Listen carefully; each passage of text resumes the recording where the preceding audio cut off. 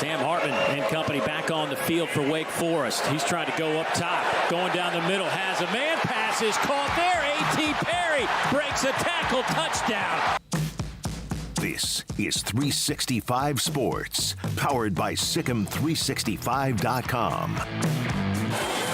Keeper escapes, makes a cut. Daniels in space. Who scored? 365 Sports is presented by IdealMRI.com. High-quality MRIs for $497 or less. IdealMRI.com. Your health is important, so is your budget. Trying for the end zone is May. Has a man. Did he catch it? What a catch in the corner by Paysour. 365 Sports is also brought to you by Texas Farm Bureau Insurance, protecting Texans since 1952. Play action. McCarthy.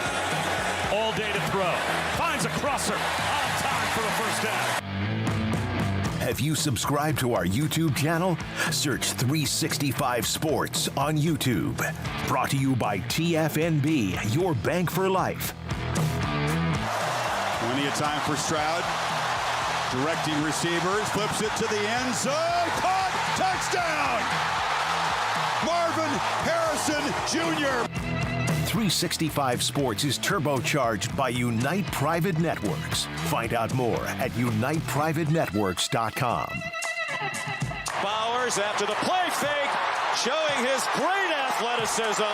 He's going to take it all the way for his third touchdown of the game. Now here's David Smoak, Paul Catalina, and Craig Smoak. All right, here we go. It's the opening night of the Texas high school football season, the opening weekend of the college football season, the NFL right around the corner, and this is 365 Sports. We appreciate your time today. Paul Catalina, Craig Smoak, I'm David Smoak, and here we go. We've been waiting for football season, and it is now here. And, of course, the first full weekend coming up back to open up the month of September.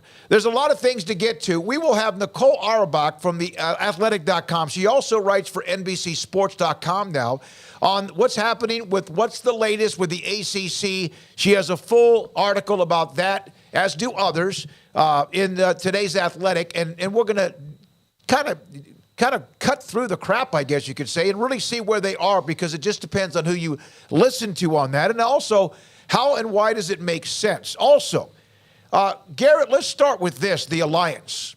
This is the second anniversary of the Alliance in reaction to the SEC and Texas and Oklahoma.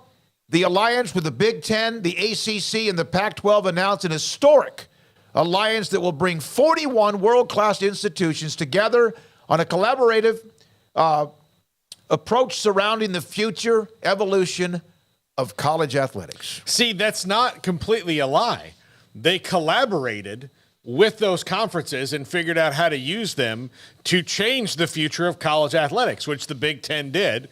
And now those two conferences, one of them is non-existent, and then one of them is in the midst of infighting that may result in them adding 3 schools that won't improve their football product at all, yet ESPN, I guess, maybe is contractually obligated to pay for it if they do that, if they've already, I don't know. Well, that's one of the reasons I asked her to come on. I'm so confused about all of this because ESPN and Fox have all this television money, and they obviously were encouraging conferences to expand, but you're paying all this money is going to go to these schools that are going out, and in the wake of the Alliance failing in the last 2 years, or it didn't even take 2 months to fail, and we knew everything was going on. But yeah, it is so strange what's going on in the ACC right now that, okay, we're not interested in paying Cal and Stanford, any more than $30 million a year to play each other in the Pac-12. And we don't want to see Arizona, all that stuff. We don't want the Pac-12 anymore.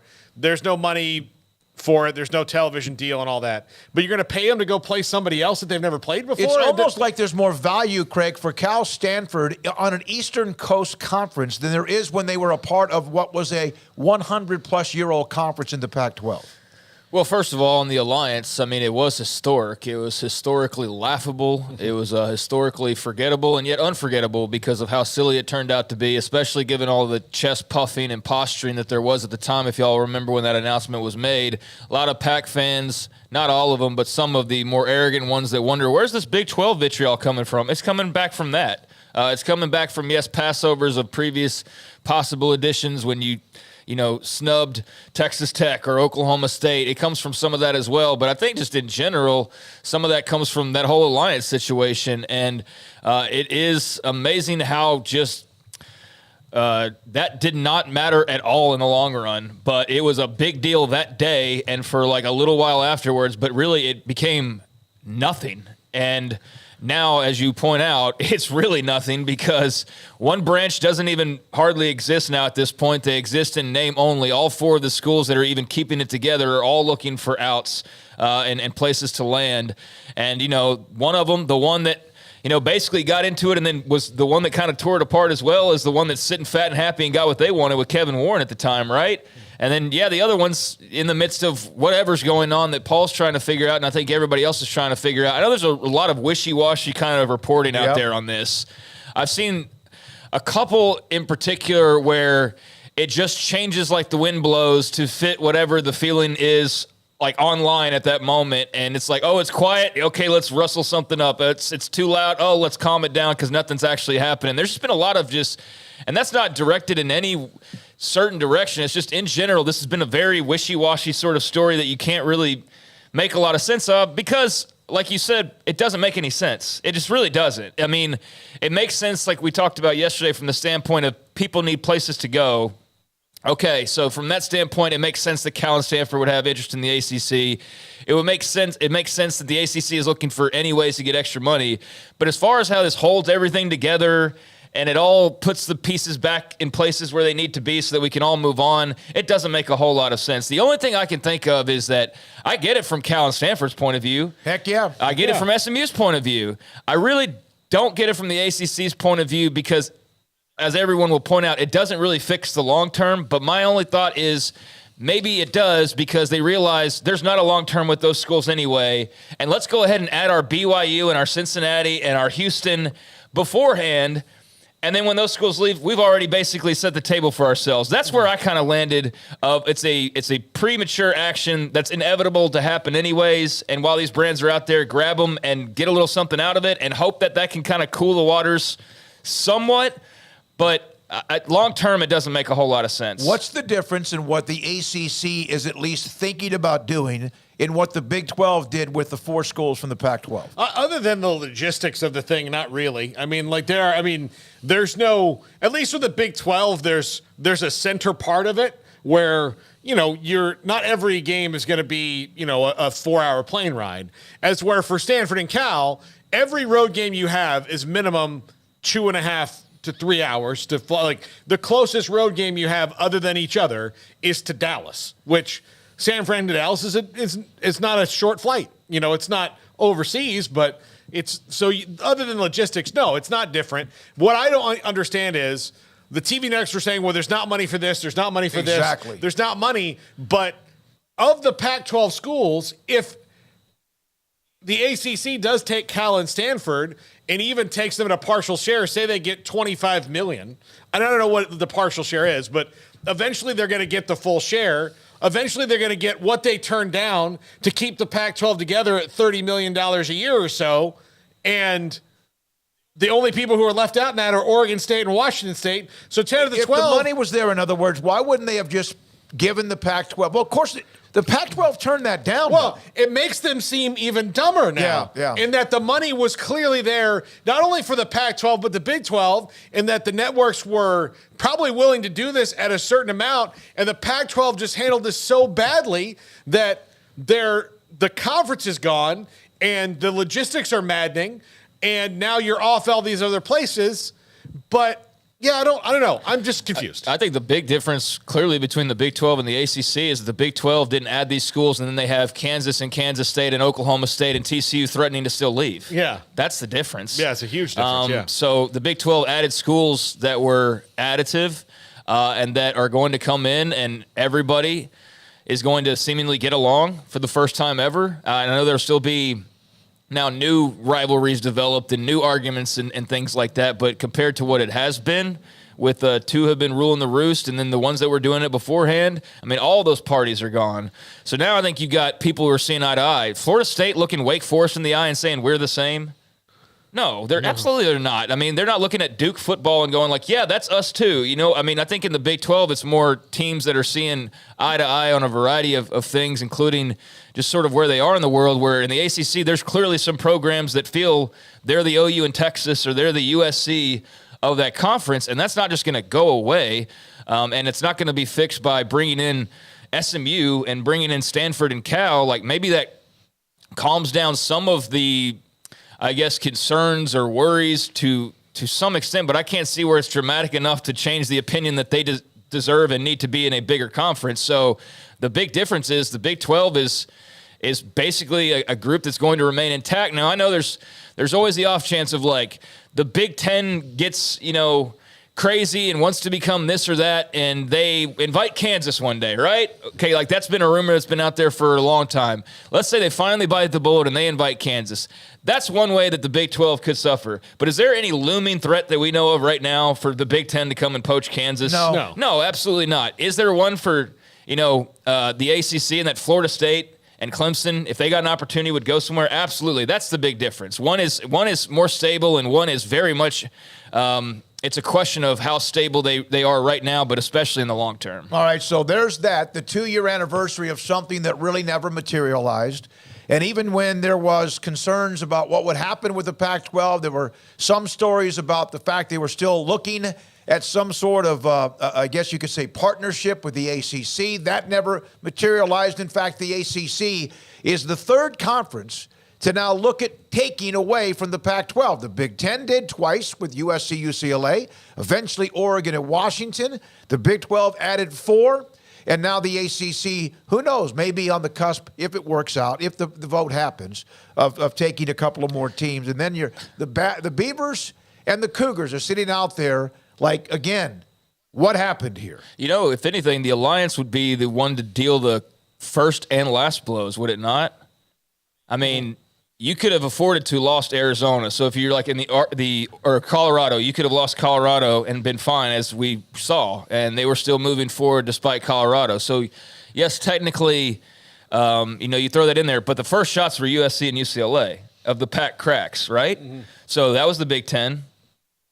Shortly after the Alliance turned into nothing, and then you had here at the very end, potentially the ACC with Cal and Stanford taking the remnants. Like, I know the Pac is dead pretty much regardless. I'm just saying that they took the first teams, and they could very well take the last couple of teams, and or the ACC, I should say, could finish it off. The final blow to the Pac, I guess, is what I was trying to say. I got confused in my head. But the Big Ten delivered USC and UCLA blows, and now you could have the ACC just go ahead and deliver that last blow, even though anybody could do that at this point because it's like a house of cards, it appears. But it's just kind of interesting how that works out given the 2-year anniversary of that incredible partnership that was the Alliance. All right, so a part of Nicole Auerbach's story about the ACC meeting as a conference continues to consider Stanford, Cal, and SMU. A group of ACC presidents met Wednesday. We've reported this, but kind of going over the timeline to discuss finances. One of the sources saying that another set of presidents expected to meet separately as a small group later in the week, which is Thursday, so there's a couple of days left, and a meeting of the league's athletic directors expected as well. The ACC had a number of meetings throughout the month to discuss expansion. We've known that. Sift through the financial details that could make it possible.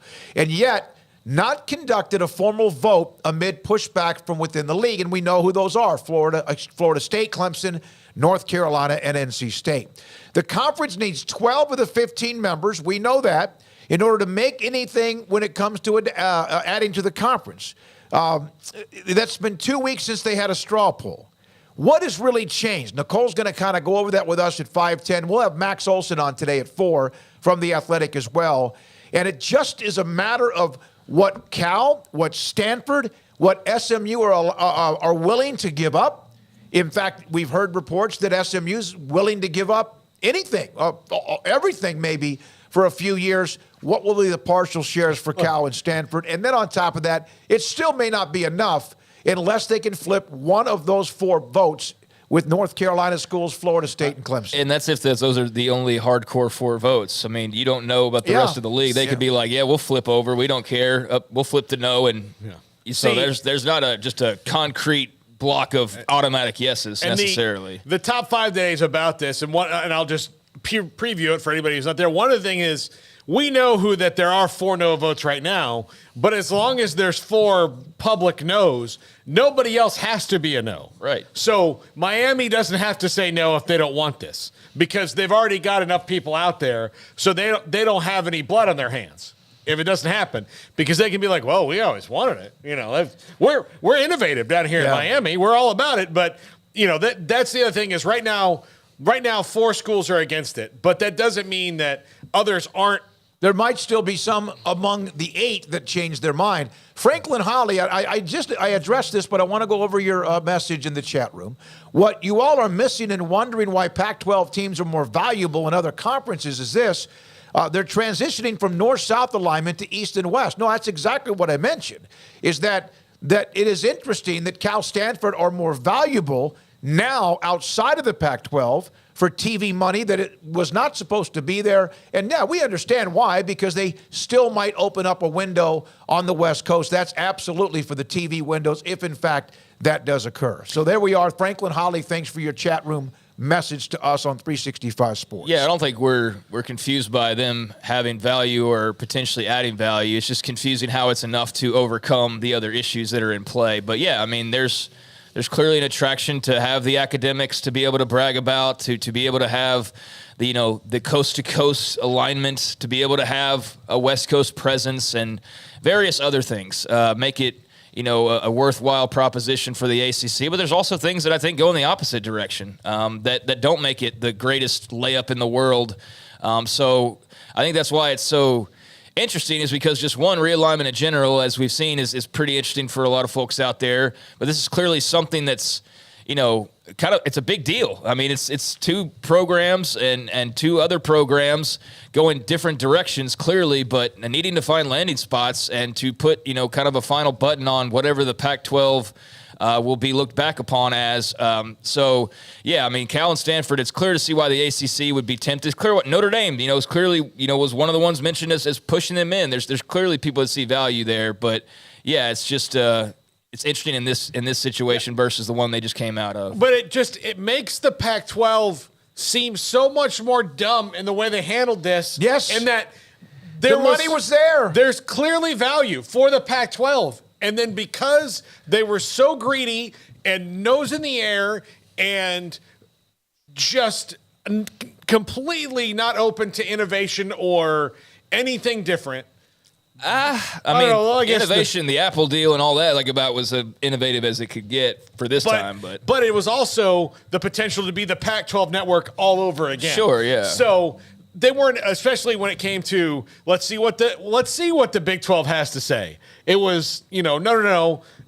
We dare not deign to be in a conference that lives in Stillwater, Oklahoma, and Ames, Iowa, and all these places. All that stuff cost them what was value that they're getting anyway, but they're going to lose some of because they have to travel all over the place. And eventually, I mean, some of these schools still aren't really that protected in that if the Big Ten and SEC get their way, they'll push them all out anyway. Yeah. There's a lot of interesting questions here. I mean, for one, that whole SMU giving up the money for 7 years. I mean, what does that look like in 7 years? What does the ACC look like?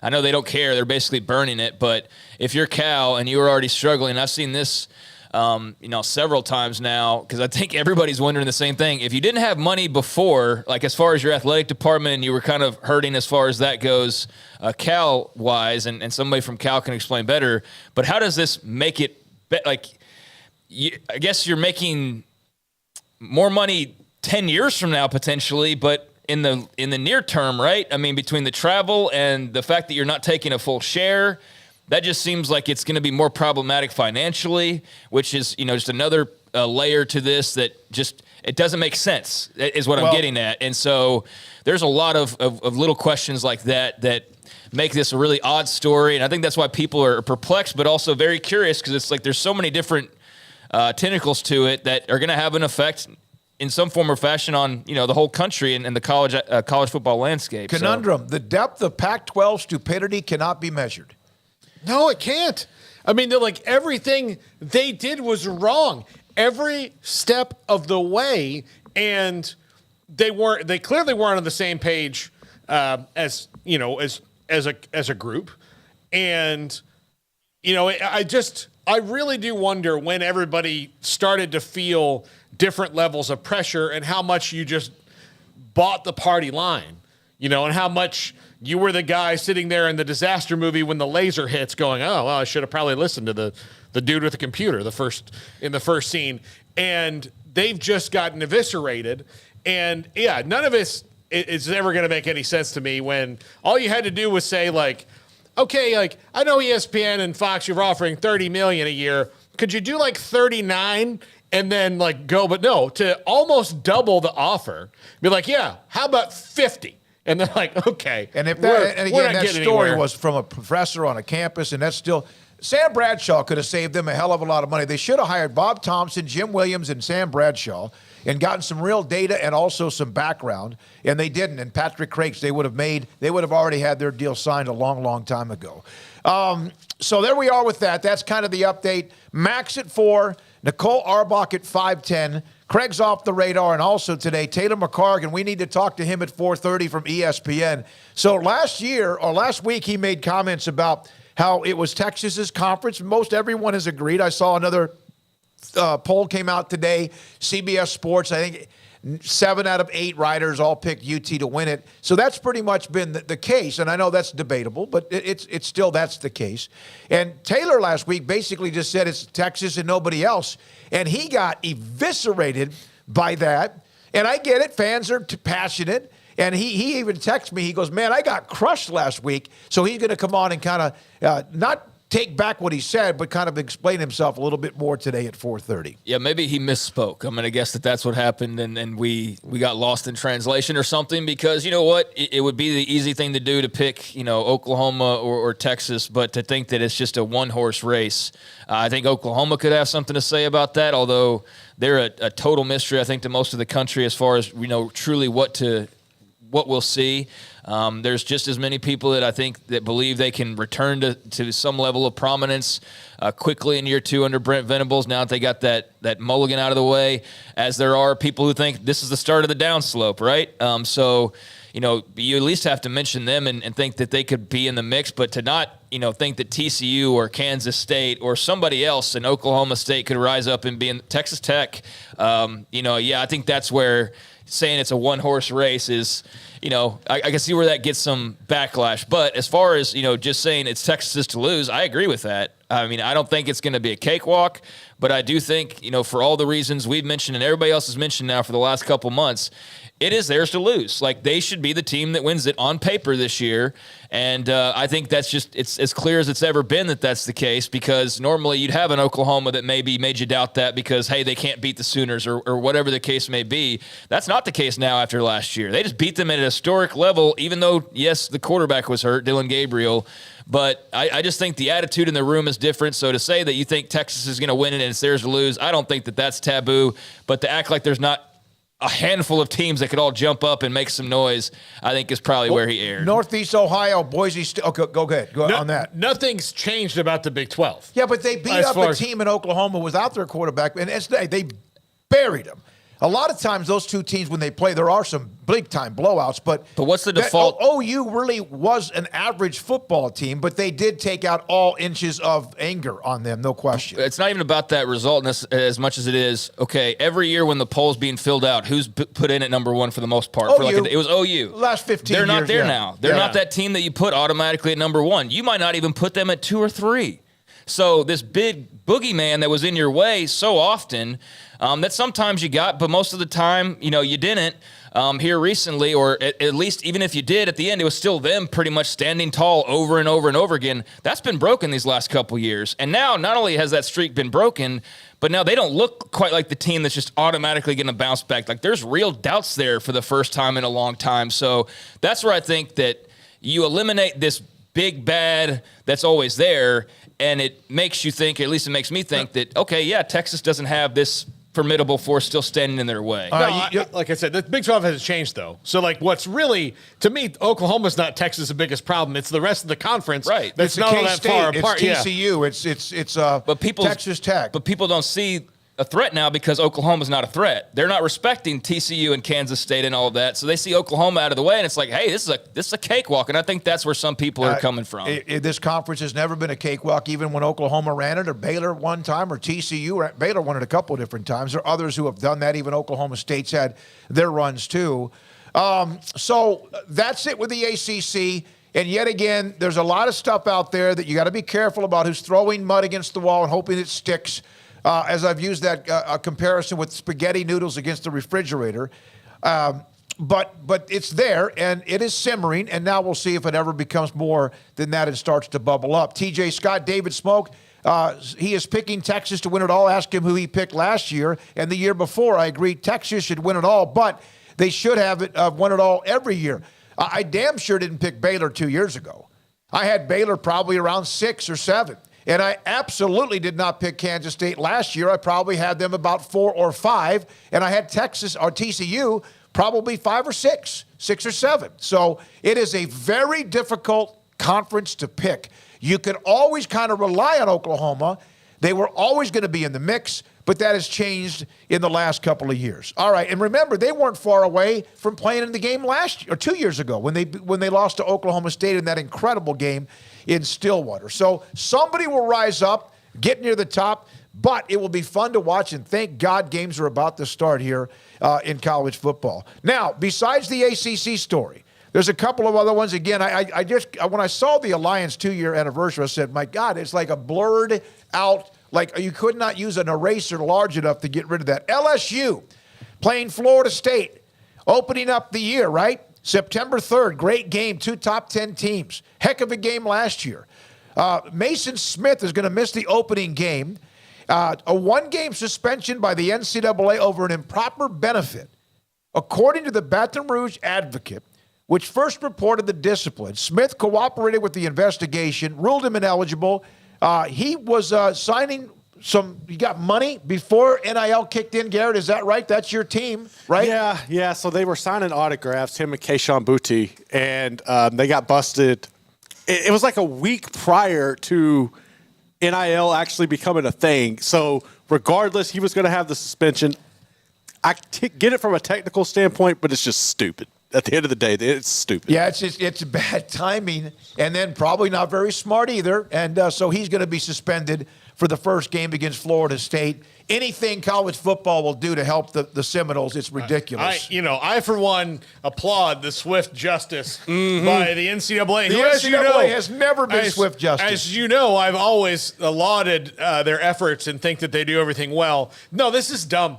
It's just sometimes you need to just let things go, and that because is the juice worth the squeeze to make sure Keishon Boutte and Mason Smith get suspended for a game for being mildly dumb about doing an autograph signing just before a rule that was passed, especially when someone like Reggie Bush is suing you right now for something that happened when the rule was well entrenched and didn't even look like it was going to change anytime soon. They just don't know when they should do things and not. When they can strike, they do it. If they can, they will, even if it's the most minor details. Or in this particular, a good player that LSU loses for that opening game. Yeah, I'm not saying I agree with the punishment, and the timing sucks where, it was a situation where it was so close to he could have just done it and not had any problem doing it. But, we're doing an awful lot of, rules don't matter and then talking about how there aren't any rules. Yeah, Reggie Bush broke the rules, but hey, give him his Heisman back. And I agree, give him his Heisman back. I'm not against that. I think Mason Smith getting suspended is silly, but are we enforcing the rules, or are we just talking about having rules and then we want those to help out, but then are we not going to enforce those either? No, I get it because I'm the one that's all I'm saying, because I don't agree with all this, but it's rules are rules. So if you were doing that, you were knowingly doing that before NIL was passed, right? Yeah. So you knew what you were doing. So to now after the fact say, well, But at the time it wasn't. Even if it was a week before or 2 days before, it was a rule. So let him play. As far as I'm concerned. But I can see the side of, okay, well, technically it was what it was. And so if you want rules, then you have to enforce those, or what's the point? Yep. Cal and TCU, quarterback Sam Jackson, the fifth, was at TCU, transferred to Cal, and they announced today he is their starting quarterback. Obviously, TCU's quarterback room was really good last year with Duggan taking over for Morris. Morris, the starter this year. And so good for Sam Jackson. Transferred to California. He will start in their opening game against North Texas up in Denton a week from, I guess, Saturday. Good for him. Now, Garrett, I just sent you something. We'll use in the next segment. Our first guest is not until 4 o'clock. Those Cal folks are going to love Denton. What you bet? Those rabid Cal football fans. Going to Denton, that's crazy. I don't know. I feel like that's just down there. They had to play 2 games at home, and they played 1 game. Yeah, like a little 2-for-1 type deal. I'm happy for North Texas. No, it's great. I just think of the kind of the Cal, the stereotype of the arrogance. Just imagine them traveling to Denton to play their opening football game is just kind of funny. It's funny because that reminds me of a playoff game back in 2000 something when Highland Park had to play Marshall in the state championship game. We discussed this with Matthew Stafford when he joined us, and they were furious that they had to drive to East Texas. And I did a commentary on it about, we have running water. There are porta potties, and even better. And then there's also electricity. And I got just crushed. The owner of the station at the time, and still is, said, you're going to get fired for this. And I said, why? He goes, I'm not mad at you, but someone from Highland Park has enough money to buy me out and then just to fire you. And then go buy their way into the ACC years later. Yeah, so it's amazing how that all worked out. It is wild. I'm going to go back to Sam Jackson real quick. If I were in marketing at Cal, there would be so many Samuel L. Jackson movie quotes. Oh, God. Every time, he did something well, yes, I think they deserve to die. I hope they burn in hell. Yeah. I don't know. But, whatever. Yeah, absolutely. All right. Good for him. That's actually a transfer that wasn't going to start where he was. He went somewhere else for an opportunity, and he got his opportunity. And we've seen here recently where guys have transferred and still aren't starting somewhere. So I'm sure that's a huge relief for him, and let's see what he can do. But TCU knows quarterback talent, so I'm sure that he's going to do well for the Golden Bears. All right, so this is to close out yesterday's Brett Yormark Texas Tech kickoff luncheon. It's still out there. There are still people still the dumbest of all the tweets in the history of ever that he should be fired. Texas fans, some of them are laughing over this. Some of them are saying, okay. Some of them are angry. Some are saying that the conference is set up now to lose. We've seen all that. I even saw a couple of Texas Tech fans put up a graphic when they played Oklahoma last year, where they showed the number of penalties, and Tech had 9 and Oklahoma had 4. It is just a conspiracy theory. But here is Kim Coulter, who's an obvious hater. And he's on our chat room, and Kim's got a huge heart because of what he did for my brother's birthday, too. But here are his golf balls. You mark your balls. They have either Callaway or there's Titleist or whatever you might hit, Vice. And those are Kim's. So if you find that ball, those are Kim's balls. And if you're a Texas and Oklahoma fan, you now know where he stands. Yeah, I think they got blown way out of proportion. And the part that I don't like about it, as I mentioned yesterday, was that it just provides a built-in excuse now for any loss. Oh, well, we got screwed. And I know that's some fans anyways for any school, but now it's really driven up they're against us and they're out to get us type of deal, where I don't really think that that's the case. I think it was very clearly a commissioner who wants to see the team that he's going to be the commissioner of for the foreseeable future beat the teams he's not going to be the commissioner of for the foreseeable future. So imagine that. He wants what's in the best interest for the conference that he runs. It's a crazy thought there.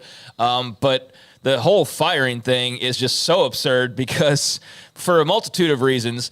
Because for one, this isn't some billion-dollar corporation that's being run like just a regular old business. It's a college football conference. And while unprofessional, sure. Fireable offense, absolutely not. And by the way, the dumbest part of that is who's going to fire him? The schools that like him and love that he's helped grow them and keep them as strong as possible moving forward without the 2 that are on their way out. Those schools are going to get together for the 2 schools who they clearly loathe and want nothing to do with anymore and vice versa, they're going to go fire this guy because he riled those two up. Like, make that make sense. That's the dumbest thing that they would ever think, or anybody would think that would be some kind of a fireable offense. Is just very silly. But you can see where, and especially, listening to the comments again, it really wasn't that big of a deal. I mean, it really wasn't, but you know how social media can be. So I get where, hey, maybe don't say that and you don't ruffle any feathers.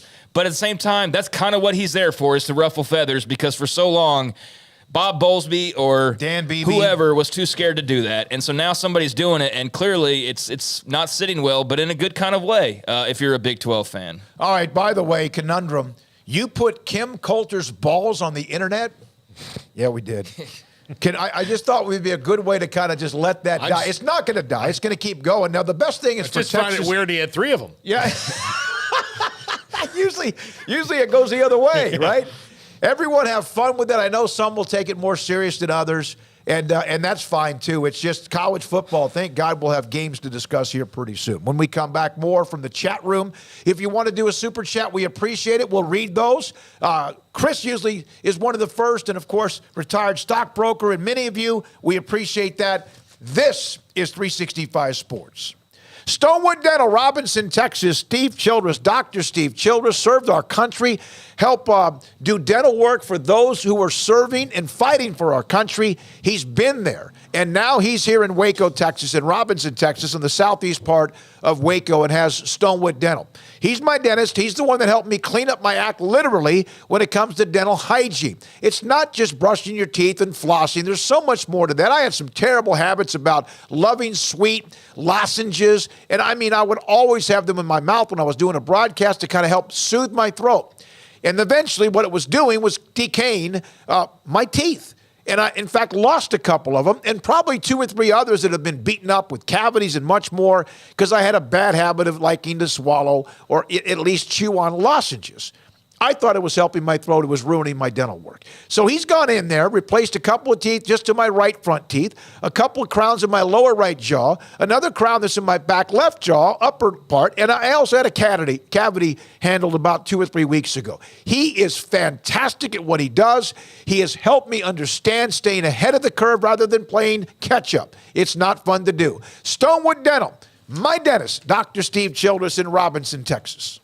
During the Make This the Summer event, save big on a 2023 Jeep Grand Cherokee Limited with $3,500 plus 2.9% for 72 months. Or a 2023 Jeep Gladiator Sport with employee pricing for all plus 1.9% for 72 months. And an extra $1,000 rebate. Or if that's not enough, get a 2023 Jeep Compass 10% off MSRP. That's right, and no payments for 90 days on all offers. Find the Jeep that fits you at Allen Samuels in Waco. The future's bright, the time is now. College is what you make it. It's a late night pizza run and all-nighters coding a new project. It's having big dreams and making them a reality. It's a professor who knows your name and your story. It's preparation for your future, your calling, your life. And at Baylor, it's even more. Baylor, where lights shine bright. One size fits all. That may be all right for an adjustable belt or cheap sunglasses, but when it comes to your financial needs, no one wants a one-size-fits-all strategy. Ben Erlinson, your Edward Jones financial advisor, knows that his most important goals are yours. That's why he takes the time to understand your needs, knowing you. That's how Edward Jones makes sense of investing. Ben Erlinson, 100 North 6th Street in Waco, 254-759-8533. Edward Jones, member SIPC.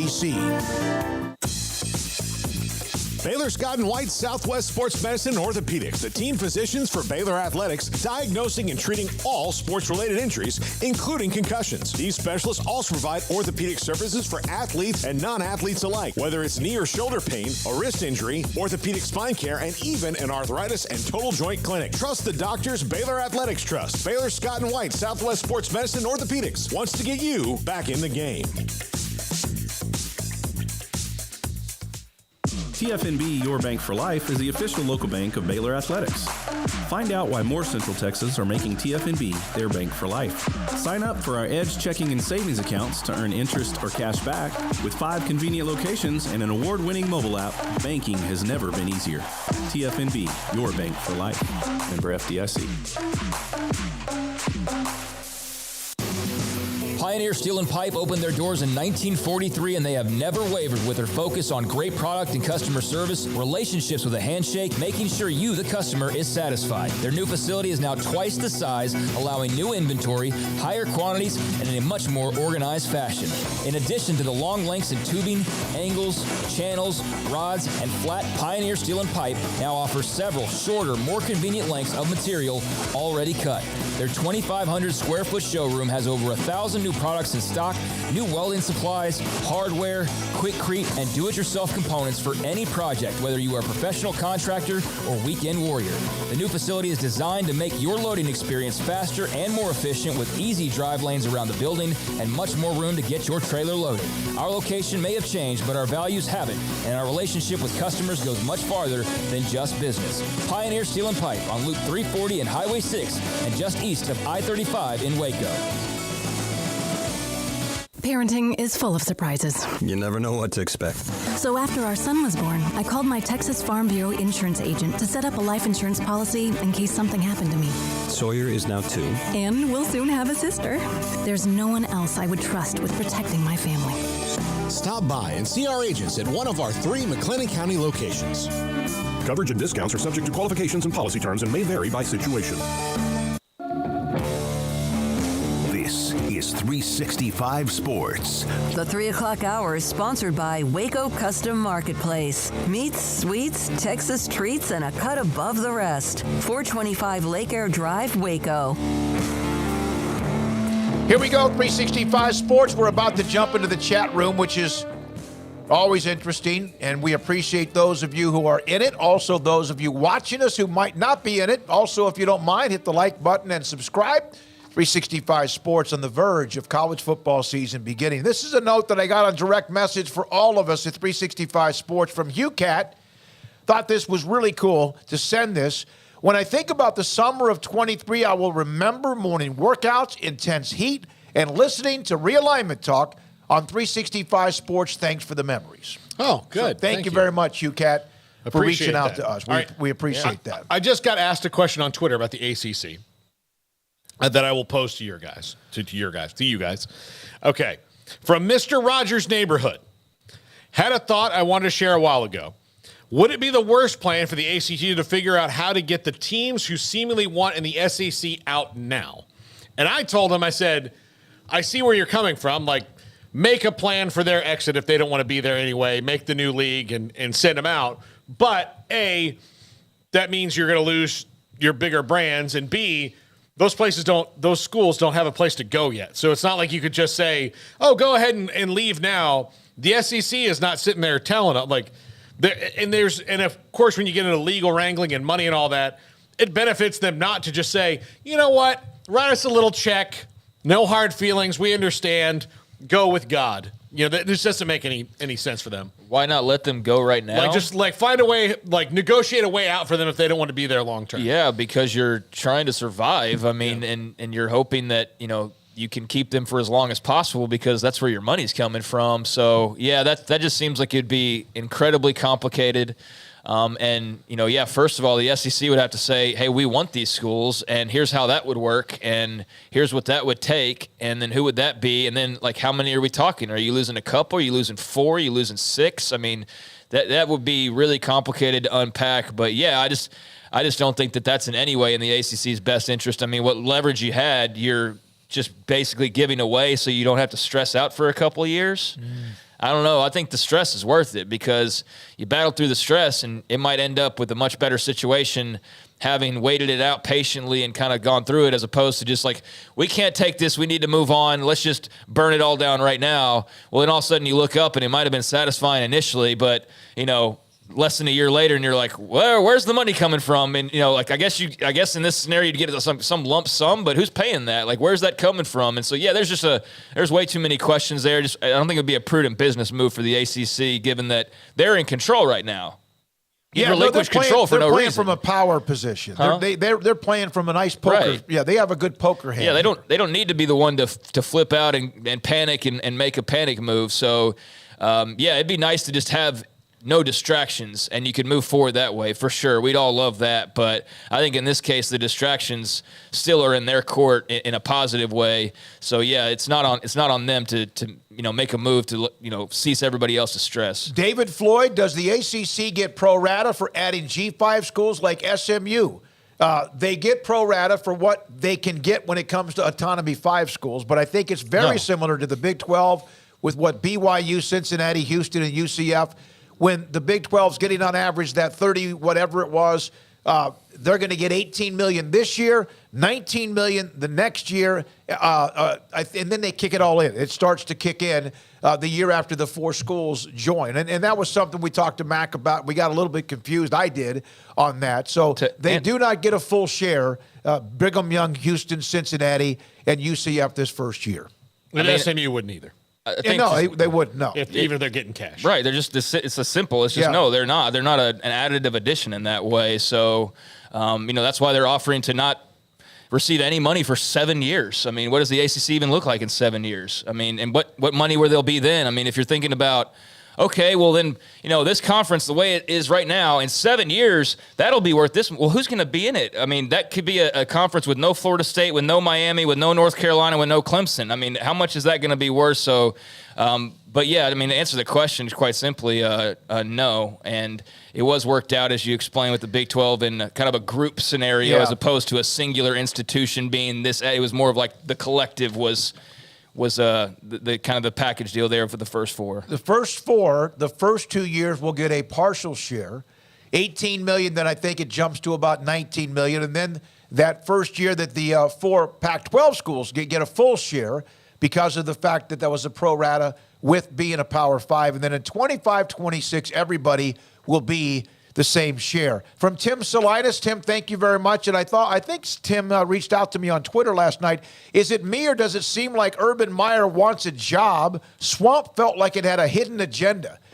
We've discussed Johnny Manziel, which I thought was really good. It seems like now some of these series, these documentaries, are being a little bit less edgy than they should be. It is obvious to me that Urban Meyer, and you're not allowed to talk about it because I know you hate him. Oh, no, I've actually seen it. But, yeah, no, I know. I'm kidding. But it does appear as if he had some editorial decision-making on this documentary, in the series, because it does not tell enough of the stories. Well, he clearly picked also who the players were that were going to be in it, and they were all Urban Meyer guys, which is, if this is the Urban Meyer produced documentary, then that shouldn't be surprising. But Untold, their first wave of stuff, they had one about a hockey team that was run by a mobster's son in New Jersey that was one of the most riveting things I've ever watched on Netflix. It was so good. It was so well produced. It was wild to hear the stories. And that didn't pull any punches. And that included interviewing the mobster about crimes he committed. So this same group, is only telling Urban's side of the story. And I don't think that that's necessarily good storytelling when it comes to, it's not complete storytelling when it comes to the Swamp Kings thing. Now, what I will say is even though I should admit this because people will come at me for it, but I'm enjoying hearing Tim Tebow's part of it because it is interesting. It is, it is just the football stuff, and I'm very interested to hear, along how it was. It is also very clear to me that Urban Meyer, even though this guy was the starter at quarterback of his first national championship team, didn't want Chris Leak anywhere near this thing, and I have no idea why, because the way they talk about him is very politically and respectful, but you can tell he was just irritated that he had to put up with Chris Leak until Tim Tebow got there. So it's all like there's just stuff missing from it. Look, Cam Newton's not. There's 2 more episodes I haven't seen yet. Cam Newton's not in it. To me, that's a really interesting story that he was one of the guys who got kicked off the team, and it was because he stole someone's laptop, and some of the other guys didn't get kicked off the team for crimes that were far beyond laptop theft. Yeah. And so it does appear that maybe he's trying to position. Urban Meyer can get a job if he wants it. He's done that before, no matter what's happened at Florida. He could get a job now, no matter what happened at Ohio State. He's going to win. He is going to win, and so someone will hire him if that opportunity arises. Yeah, and he's got to be interested in doing it as well. He's not just going to go pick up the whistle for anybody, right? So he's in a nice situation where there's clearly a segment of people that really like him no matter what. I mean, he's a draw, and I don't get it personally. I never really have. I mean, as far as being a terrific football coach, sure, but the allure of him, I've never been attracted in that way. Like clearly, lots of people are that are, Urban Meyer fans or just find him interesting. But I haven't watched it in full yet, and just kind of disappointed that it's sort of becoming a recurring theme, like with the Johnny thing, and now with this, it's like the trailer makes you think like all the dirty stuff's coming out, and then you get there and it's like, this was co-produced by Urban Meyer and co-produced by Johnny Manziel, basically. And so it's not quite as salacious as you would think. Cool to see Baylor wide receiver coach Dallas Baker in the documentary. He was featured, and, he's been a fun guy to watch these his last season and about to enter his second season, I believe. I think I'm right on that at Baylor.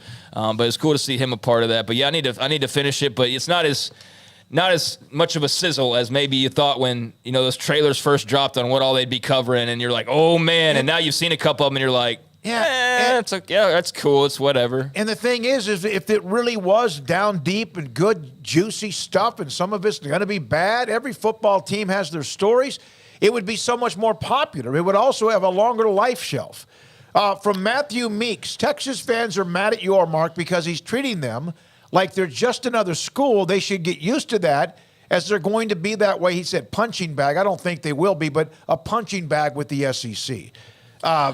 Again, we don't know what's going to happen once they join a conference, because both Oklahoma and Texas have the history of, at least they're going to be getting great recruits. The question is, can they win and can they sustain it when the schedule does seem like it's going to be more of an uptick with higher level schools, although there's also a little bit maybe softer underbelly in the SEC. And I think they're smart enough to understand the trade-off here, that they're not going to be able to just wheel and deal like it seemed, at least when they were in the Big 12, and pretty much do whatever they wanted, or, push certain things in their direction or bully others maybe in some cases is probably how it felt or came across. But I think they're smart enough to realize they're not going to walk into the new room and be able to do that. And you know what? The trade-off is all that extra money, the prestige of that conference, the matchups, and all that trickles out from that, like your stadium attendance now that LSU's rolling into town, and 2 weeks later it's South Carolina as opposed to what it has been. So I think they understand that. You do wonder when they might rattle the cage at some point over some issue, but I think they're going to be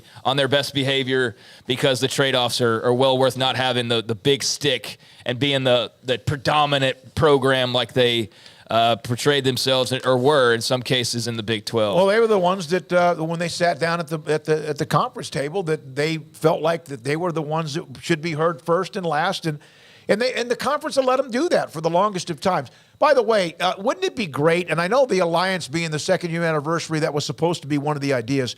It's hard to do, but wouldn't it be great if conferences, like in basketball, had the one weekend where they all played each other? I know, you know what I'm saying? Like in basketball, you have the SEC or the Big East, Big 12 challenge or whatever.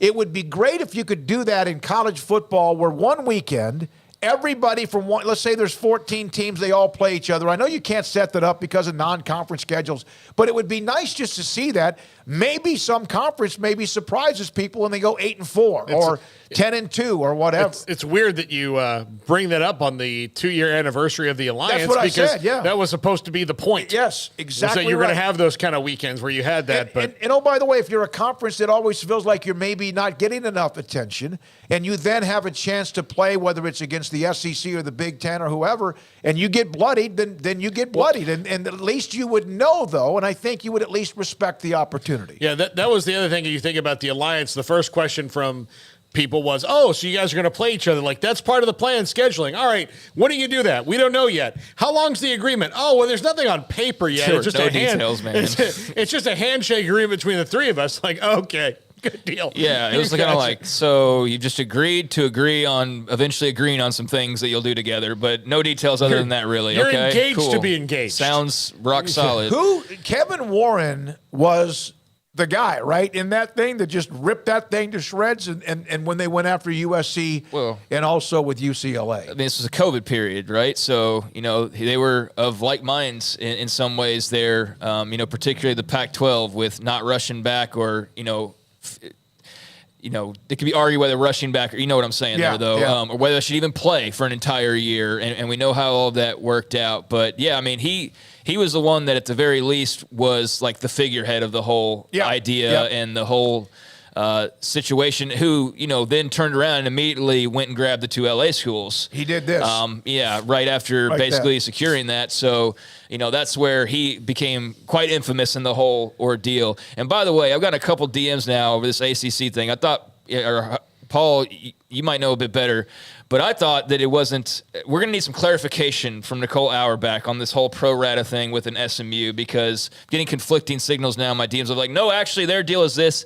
and it's confusing because of the Big 12s is one way and the ACCs is a different way. So I don't know if what I said was accurate. I don't know about the pro rata now at this point. Do you know I for do sure? know this. The Big 12 and the ACC, the grant of rights deal, the way they wrote it up, despite the difference in lengths, was basically copied and pasted by the ACC. But as far as the pro rata or whatever else, we'll have to wait. And I'll try to get an answer before that. Yeah, on a group of 5 schools. Yeah, I want to. We don't want to pass along bad information, and I don't mind stopping down and pointing out when I may not be right, which is not what you're supposed to do, but it's kind of how I am anyway. So I just want to be accurate, and so I'd just like it to be that I know for sure what's going on, and it gets very confusing when you start getting into the weeds of who says that, hey, this is how it works. No, wait, this is how it works, and it's just a lot to sort through. So if somebody could clarify on what actually is what with SMU and what kind of addition. What we do know is whether they're pro rata or not, they're not taking money for 7 years. So it's not as though they're coming in with that full share. That we obviously know, but how it affects the others, I guess I need more clarification. We'll get answers to that pretty quickly. Well, I would think they would only, if a team's going to come in for free, they're coming in for free, but the money that they would get, whatever it is, if it's $8 or $8 million or $80 million, it's going to be distributed around the rest of the league. All right, when we come back, Max Olson, maybe he can give us a glimpse on that. Max Olson. This is 365 Sports. The city of Woodway, they have a lot of events coming up. Every single month, you can go to discoverwoodway.com. And by the way, if you're traveling into Waco for any of the 8 Baylor football games and you have not yet found a hotel or haven't even thought about it, but you're coming in town, I'm sure you probably have. But if you can't find one, the city of Waco has a handful of hotels for you to look at. Spring Hill Suites, Staybridge Suites, Extend Stay America, Fairfield Inn and Suites, La Quinta Inn, Best Western, Motel 6. We'll leave the light on. All of that available, plus incredible, fantastic opportunities with different events that they have throughout the year when it comes to everything that may even be down the road. They have a Halloween deal that they have coming up. But right now, coming up on September the 9th, 6 until 8 o'clock, the Woodway Wine and Food Fest, a night in Italy, as they flash back to a night in Italy, so enjoy that. The Woodway Farmers Markets every month, including the one coming up September 17th, and the Father-Son Cookout, which will be great. A first annual cookout, father and son cookout, granddads too, October the 21st, plus much more. It's the city of Woodway at discoverwoodway.com. Pizza, burgers, and Bears football. There's no place around Waco that serves them all other than Bubba's 33. Come show your green and gold and enjoy some of Waco's best food and beverages while watching your favorite team, the Bears. When real Bears fans get hungry, Bubba's 33 is the #1 spot for ice-cold drinks, hand-stretched, stone-baked pizzas, and bacon-infused burgers. Join us for indoor or patio dining. Bubba's 33, Waco's restaurant and proud supporter of Baylor Bears football. Sick 'em, Bears. Riverbend Liquor and Wine now has 2 locations to serve you. The original on Lakeshore Drive at North 19th Street and the brand new spot in downtown Waco at 600 Franklin Avenue. If you're looking for the best in craft beers or local Texas bourbons, then the original is the place to be. And for the latest trends and online phenomenons, head downtown to the Franklin location. Either way, you're going to get the same great variety, customer service, and speedy experience. Check out both locations on their Facebook and Instagram pages. And if you can't make it to Riverbend, DoorDash is available to bring it to you. Riverbend Liquor and Wine, Lakeshore Drive at North 19th Street, and now downtown on Franklin Avenue. Do you or your kids get nervous about going to the dentist? Stonewood Dental, Dr. Steve Childress, he can help. I've spent a career taking care of patients who as children had bad experiences, and now they're adults that hate going to the dentist. If I get a kid at 3 years old and they come every 6 months and it's a happy experience, it's normal for them. Now they have an accident at 6 or 7 or 8 at school. Now they have a broken tooth or a trauma, and they have to come here. They're used to lights, they're used to water in their mouth, they're used to experience, they already trust us. It's amazing what we can do with that kid without it being a negative thing. But if I see a 6 or 7 or 8 year old that's never been to the dentist, and now they have a trauma or an unfortunate unexpected toothache, it's harder to do that for that kid and it not be somewhat of a negative experience. So bottom line is I try to teach kids and adults and teenagers and everybody the way I'd want my family treated, which is where it's a necessary part of life. You just take care of it. It doesn't have to be that big a deal. Learn more, stonewood-dental.com. Let Camille Johnson Realtors guide you seamlessly through the process of buying your dream home or selling your current one. Commercial, farm and ranch, or residential, Camille Johnson Realtors can smoothly and successfully lead you through any transaction. With a team of 28 experienced agents who are excited about serving you, Camille Johnson Realtors services the entire greater Waco area. If you're in the market to buy or sell, contact Camille Johnson Realtors, 104 Midway Center in Woodway, or find them online at www.camillejohnson.com. Camille Johnson Realtors, elegant, charming, warm. Welcome home. Stepping into a new pair of boots is great, but stepping into the boots of a U.S. Army officer can also add confidence and leadership skills to your son or daughter's career path. There are more than 150 occupational specialties to help them find the best fit for their future. See all the things your son or daughter can achieve in our boots at GoArmy.com. U.S. Army Waco Recruiting Company, 254-598-8131 or 254-776-1543. This is 365 Sports, powered by Sikkim365.com. Enjoying the show? Hit the like button and subscribe. Thank goodness there are games in college football. There's been so much else to discuss, and it's been invigorating or sometimes stunning what we've seen when it comes to realignment and additions and much more. Max Olson, theathletic.com senior college football writer. Max, we were asking this question on the show. Have you heard on the additions of the ACC, if in fact they are, and even SMU, would they get a tier 1 full share like California, Stanford, no matter what they decide to give up going into it? You mean eventually, like down the road? Well, like, for example, if the pro rata kicks in immediately, whenever that is in 24, would the networks be paying Cal, Stanford, and SMU full shares, even though they're going to give up some of that and give back to the ACC? Yeah, I know it's a good question, and I think that is, and I've seen Ross Dellinger and others have done a good job of laying this out. That I guess that is ultimately the upside here is if the ACC can get ESPN to fork over more money on a pro rata basis. Then the question becomes, obviously SMU is volunteering to not take any money and to fund themselves for an extended period of time in that league if they can get into the club. Then the question is, what is kind of the minimum amount that you could fund Cal and Stanford at in the near future here before eventually bringing them up to a full share? And then can you take that money and distribute it to the rest of the conference? Can you kind of make the case for the especially the schools that have been asking about the grant of rights and things like that adding them ultimately can be financially beneficial for the rest. I think that accounting is bottom line. That is the reason these conversations are still going on. Max, what I don't understand, or I'm failing to get here, at least on this, is can you get enough money among the schools that are threatening to leave or unhappy about the grant of rights to keep them happy? And if you can, how much money would be really left over for the ones who just want to keep the league together? Right.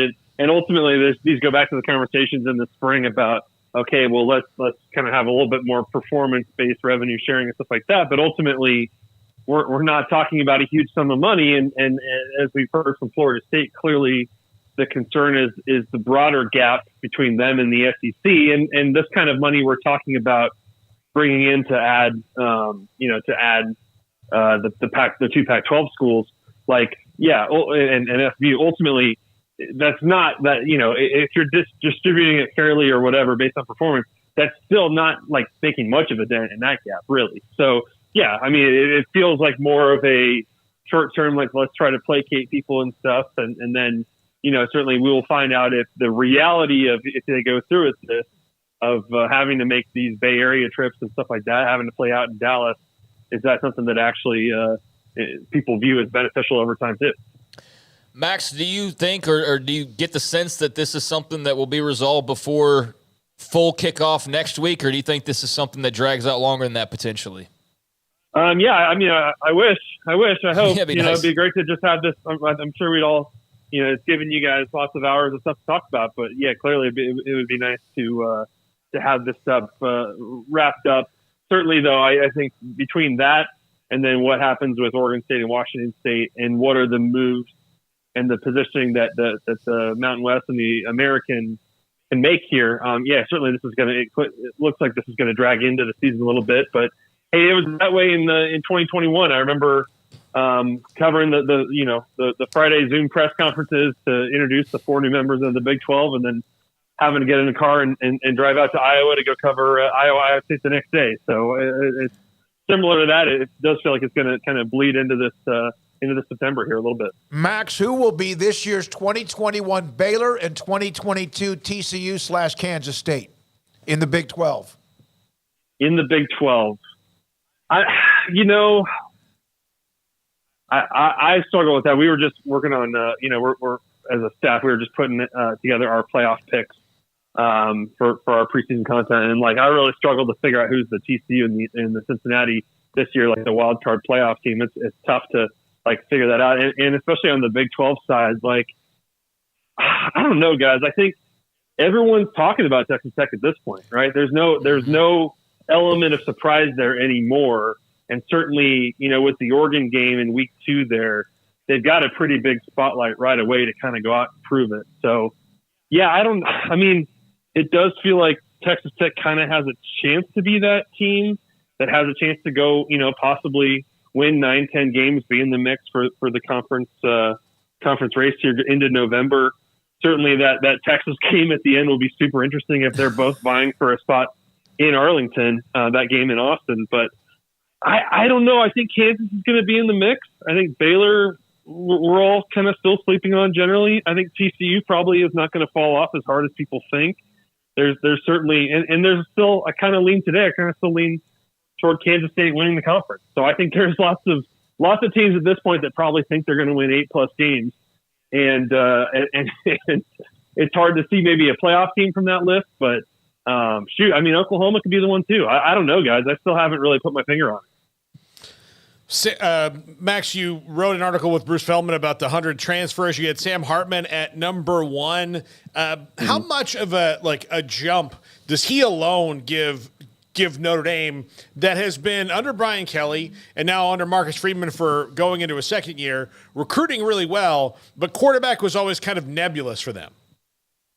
Yeah, I think that there's certainly a belief among their staff that this can get them, at least in terms of quarterback performance, that Sam Hartman can get them back to the high level of play they got from Ian Book, who took them to 2 playoffs. I think that he's that kind of a player that can kind of elevate everybody around him. He's fit in super well with this team. I think has a chance to be really the terrific leader that they need, and he can really put the ball all over the field. I think there's a good enough supporting cast there that Notre Dame's going to be pretty dangerous, and I think there's it's clear from the conversations we've had that there's some really good quarterbacks in this transfer cycle, but maybe not as experienced and impactful as Sam Hartman.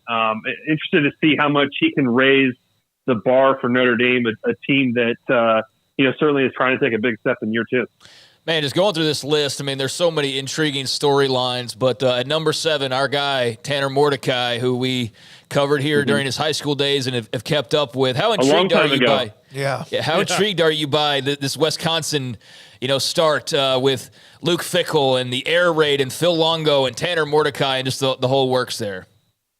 Yeah, I think that Wisconsin does feel like kind of one of those sleeper teams this year. If they could put all the pieces together, I think that Tanner Mordecai, you couldn't have found a better guy if you're Wisconsin in terms of trying to make this offensive transition under Phil Longo, because there's a lot of crossover in terms of what Tanner Mordecai learned under Lincoln Riley at Oklahoma and what he learned in his 2 years as a starter at SMU offensively with what Wisconsin wants to do. And so he was really the perfect guy at the perfect time for them to not only come in and be a leader and be a dude that everybody rallies behind, but one who truly does understand the concepts offensively, can pick it up and operate at a high level. And that's the biggest thing with Phil Longo, is just, can you kind of fully understand the system and know how to play within it? Because it is pretty simple and it's just a ton of reps. And I think he's been a really good fit for them.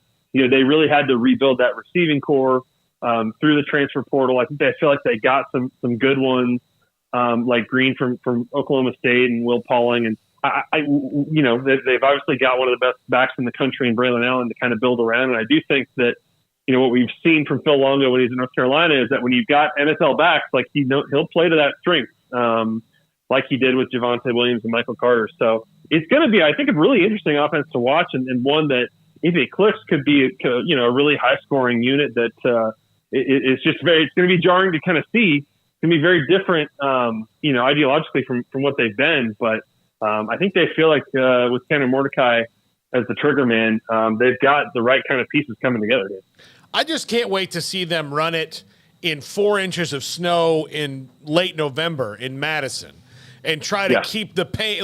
It's not just about spreading it out and throwing the ball around and wide splits and all that. It's about being able to move at the breakneck speed of, it's about 10 to 15 seconds between, the time they set the ball and you snap it. When it is, the weather's like that, I'm curious to see how they pivot to it. We saw here when, Baylor played in cold weather, they were just kind of stuck. But that's the only thing I'm curious about. But I'm happy to see the offense in the Big Ten. I think it'll be really, really interesting. Yeah, and certainly Smoky can attest. We saw Nebraska came in and said they could kind of change how the Big Ten did things offensively, and they found that no, actually, when it gets cold and it gets tough, you've got to be able to run the ball and be really physically tough, and you can't just outspeed people. So you're right. There is going to have to still be that physical element. They still need to recruit and develop offensive linemen like they have at Wisconsin, who can just be these big, massive dudes who can move people around.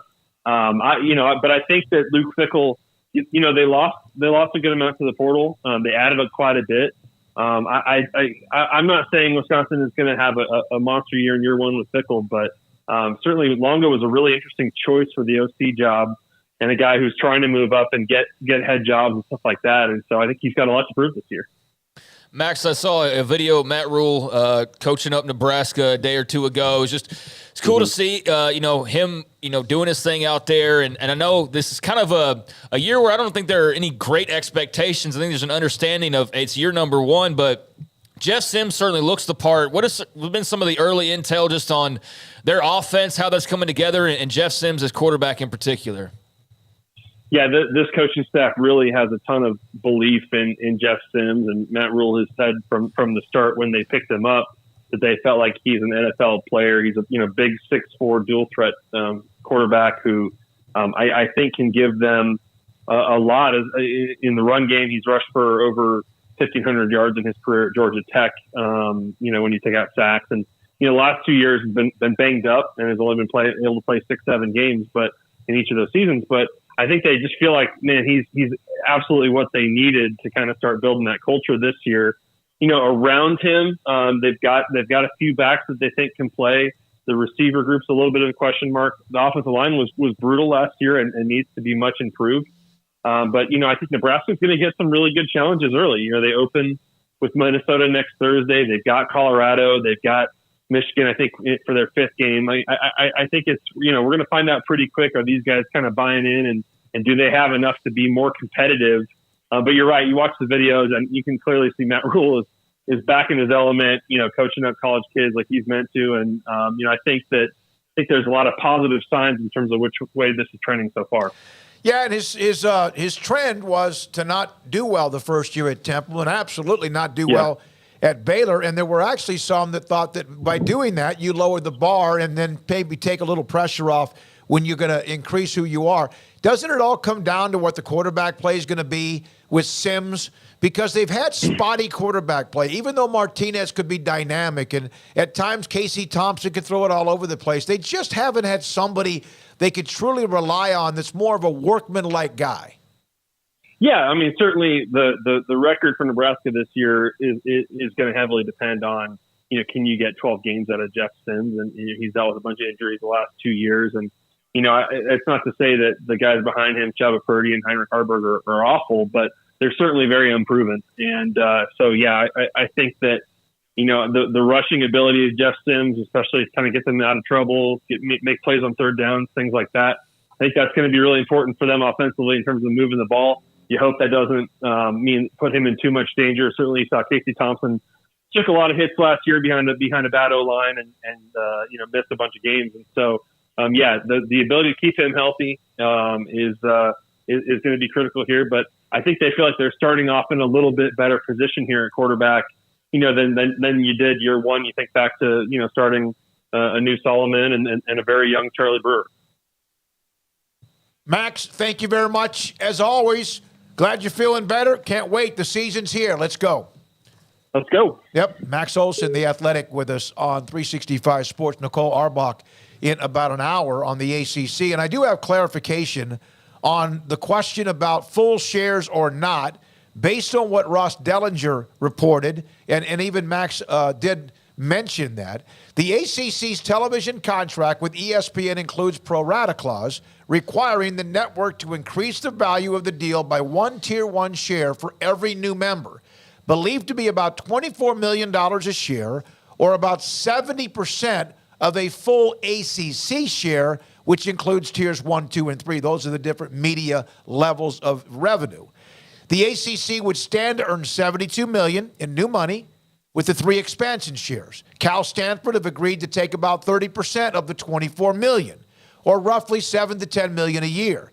After Cal Stanford's share and travel costs are offset, roughly $1 to $2 million a school, the ACC stands to earn at least $30 million in revenue redistributed, likely through an incentive pool based on athletic successes. Yeah, I saw you retweet Ross's article. I didn't see that yesterday. I didn't either. But I think what makes it confusing is there's just a lot of little tweaks. It's pro rata, yes, just to answer that question, right?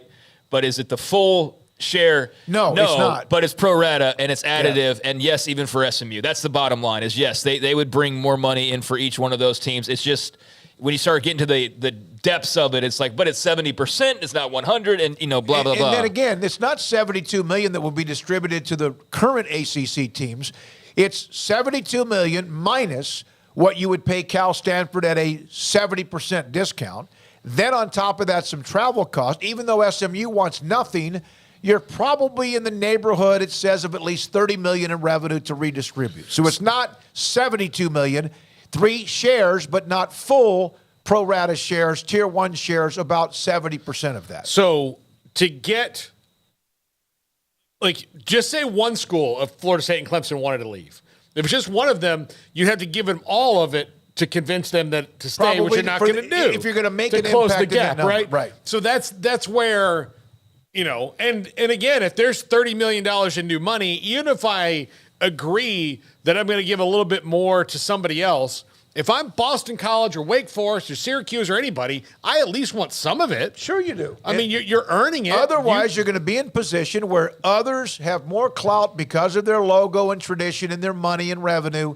And then you're in a position where you have people who say the next time that Florida State wants to raise their leg. If you let them do it now, not that they don't have a little clout, if you let them do that now, you're going to have to let them do that again. And the next thing you know, you're going to have a power structure that's just kind of not really very healthy. Yeah, I mean, I think that it's kind of damned if you do, damned if you don't in some ways, right? But that's why I circle back to what I said at the start of I wonder if you just kind of throw your hands up and you go, hey, we're going to lose them eventually anyways, whether it's 5 years or 10 years. We might as well set ourselves up ahead of time to do the best that we can right now. And then who knows what happens in the future. But, hey, let's bring in these new schools. Let's bring in the state of Texas in our footprint. Let's bring in the state of California in our footprint. Let's bring in all these other sports that, don't really register as far as the TV deals go. But, and then, hey, if we lose those schools down the line, at least we have Cal, Stanford. I guess you've already added them as opposed to you lose them eventually and then you go try to grab whoever's available. So I can kind of see that. It still does feel very much like trying to keep a building together with Scotch tape, though, and something that is not going to last the test of time. But, you need to do it first. You need to pull the trigger, which is not something they've done yet. But thank you for the clarification because it all gets very confusing on – you start talking pro rata shares and things like that. But it's good to have clarification and know that, they'd all be bringing something to the table. Well, you were right, and yet part of it could have been a little bit better explained, but I did not see the Dellinger story either, but I'm glad that somebody referred to it. I went to look at it. TJ Scott in the chat room. A month from now, there will be a whole lot more clarity. Does TCU beat Colorado? Does Texas beat Alabama? Tech at Oregon? Baylor, Utah? Yes. What happens in the Baylor-Texas game in Week 4? And what I said, there's a lot of trash talking, which is the chat room, and a lot of people also educating and learning something. I have a lot. Is that what will happen is the amount of trash talk will either increase for some, it will decrease for a few others, and it might go silent for a few others, and then it'll start back up again. And that's why I just can't wait to see the damn scores. Yeah, everybody can brag right now, really. Everybody can throw out whatever prediction they want to, but eventually receipts are going to come due, and bills are going to come due, and all that good stuff here in, for some in a matter of, couple days. But especially here in a little over a week, and I can't wait either. The offseason is a season unto itself. There's a lot of hype. There's a lot of empty hype in some cases, but you don't quite know which is which just yet. Is TCU capable of just revving it back up and having a similar type of run this year? Probably not to the extent that they were, but is Texas for real? Is Michigan really the best team in the country? Is Alabama really down? Is Clemson still running the ACC, or is it Florida State's time now again? I think the one thing you can bank on, Georgia's going to be really, really good. They're going to be right in the mix. And beyond that, I have no earthly idea. But I do know that one part. And even still, you wonder, can they go unbeaten again? With that schedule, you say yes, but is there just a chance that somebody jumps up and bites them? It's college football, so any given Saturday that could happen, and I cannot wait to see what those real storylines are going to be. There's launching pad type games early, and most of them come in Week 2 after people have played a game, gotten kind of the kinks ironed out. But my goodness, there are some showdowns in Week 2, and the Big 12's in the middle of a lot of them. It will be fun to watch what happens. Just get me to the LSU-FSU game, and Garrett and I can move past this tension that's between us. Oh, yeah. That's building. He's still mad about last year. That was a fluke. It was totally. You know what's great about that? It was totally. It launched Notre Dame because Brian Kelly was still not the unknown. Right. People know what he's done. But there was this little bit of scoffing at him. But they came back and had a hell of a year. Yeah. Beating Alabama and being who they were. For Florida State, it launched them into a double-digit win season, and they've needed that because it's been a while. I think it flipped the narrative on both coaches. Yeah. I think, for Brian Kelly, any doubts about, can he go down south and get it done? And you have the embarrassing kind of, the accent thing and just little stupid stuff like that. But, he very quickly erased any sort of doubts.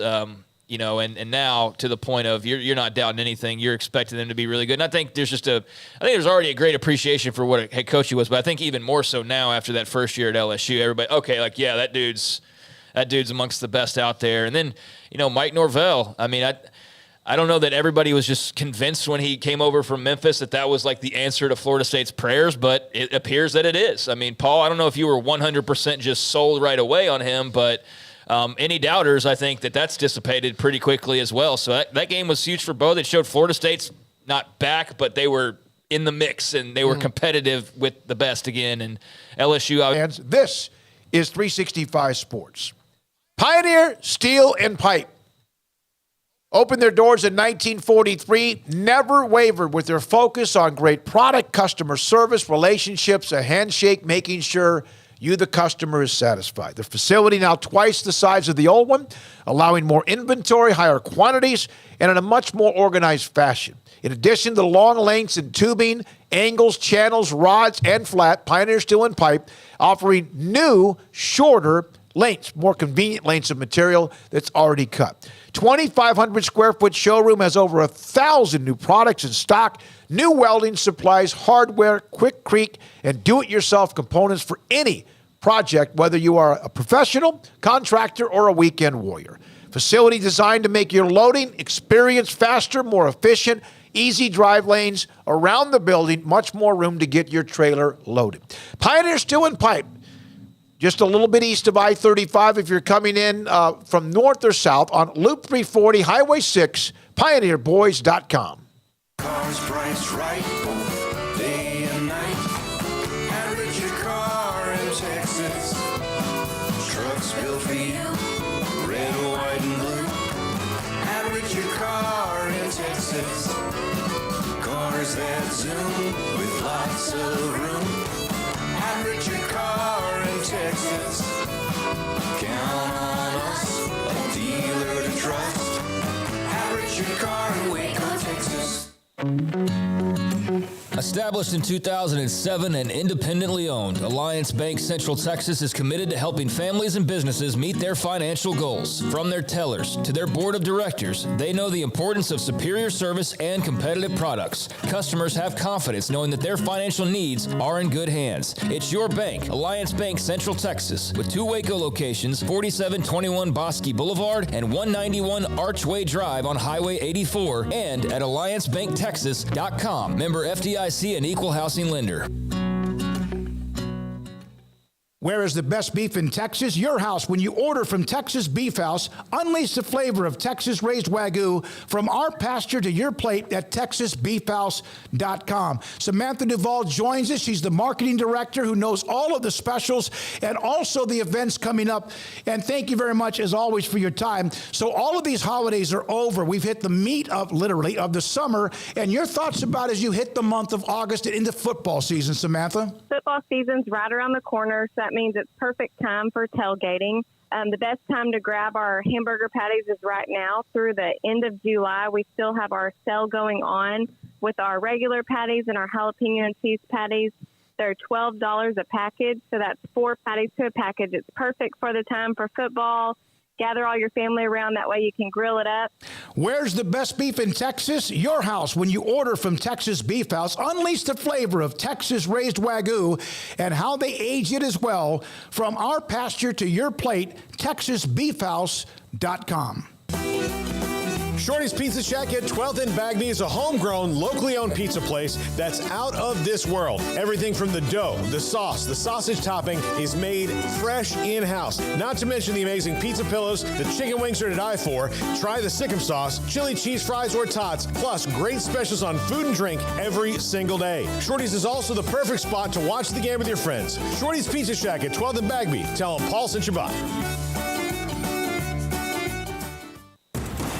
Did you know that 1 out of every 4 men have symptomatic low levels of testosterone and don't even know it? And if you think you're too young to worry about it, guess again. Low T levels can make you feel tired and grumpy, raise your cholesterol, and cause weight gain. Petty Clinic Low T can set up same-day blood screening and results. So if you're tired of being tired, call or go online at pettycliniclowt.com. It's a private clinic with an atmosphere catering to men. Affordable, only $165 a month, including lab work, office consultation, testosterone injections, and follow-up visits, compared to $300 or more a month in Dallas or Austin, and you don't have to drive 90 miles one way or the other and fight the traffic. Petty Clinic Low T has board-certified physician consultations and will provide the best form of brand-strength testosterone. Contact Petty Clinic Low T for increased energy, improvement in sexual desire and performance, mood, concentration, even a decrease in body and belly fat. Just off Highway 84 and Old Hewitt Drive in Woodway, pettycliniclowt.com.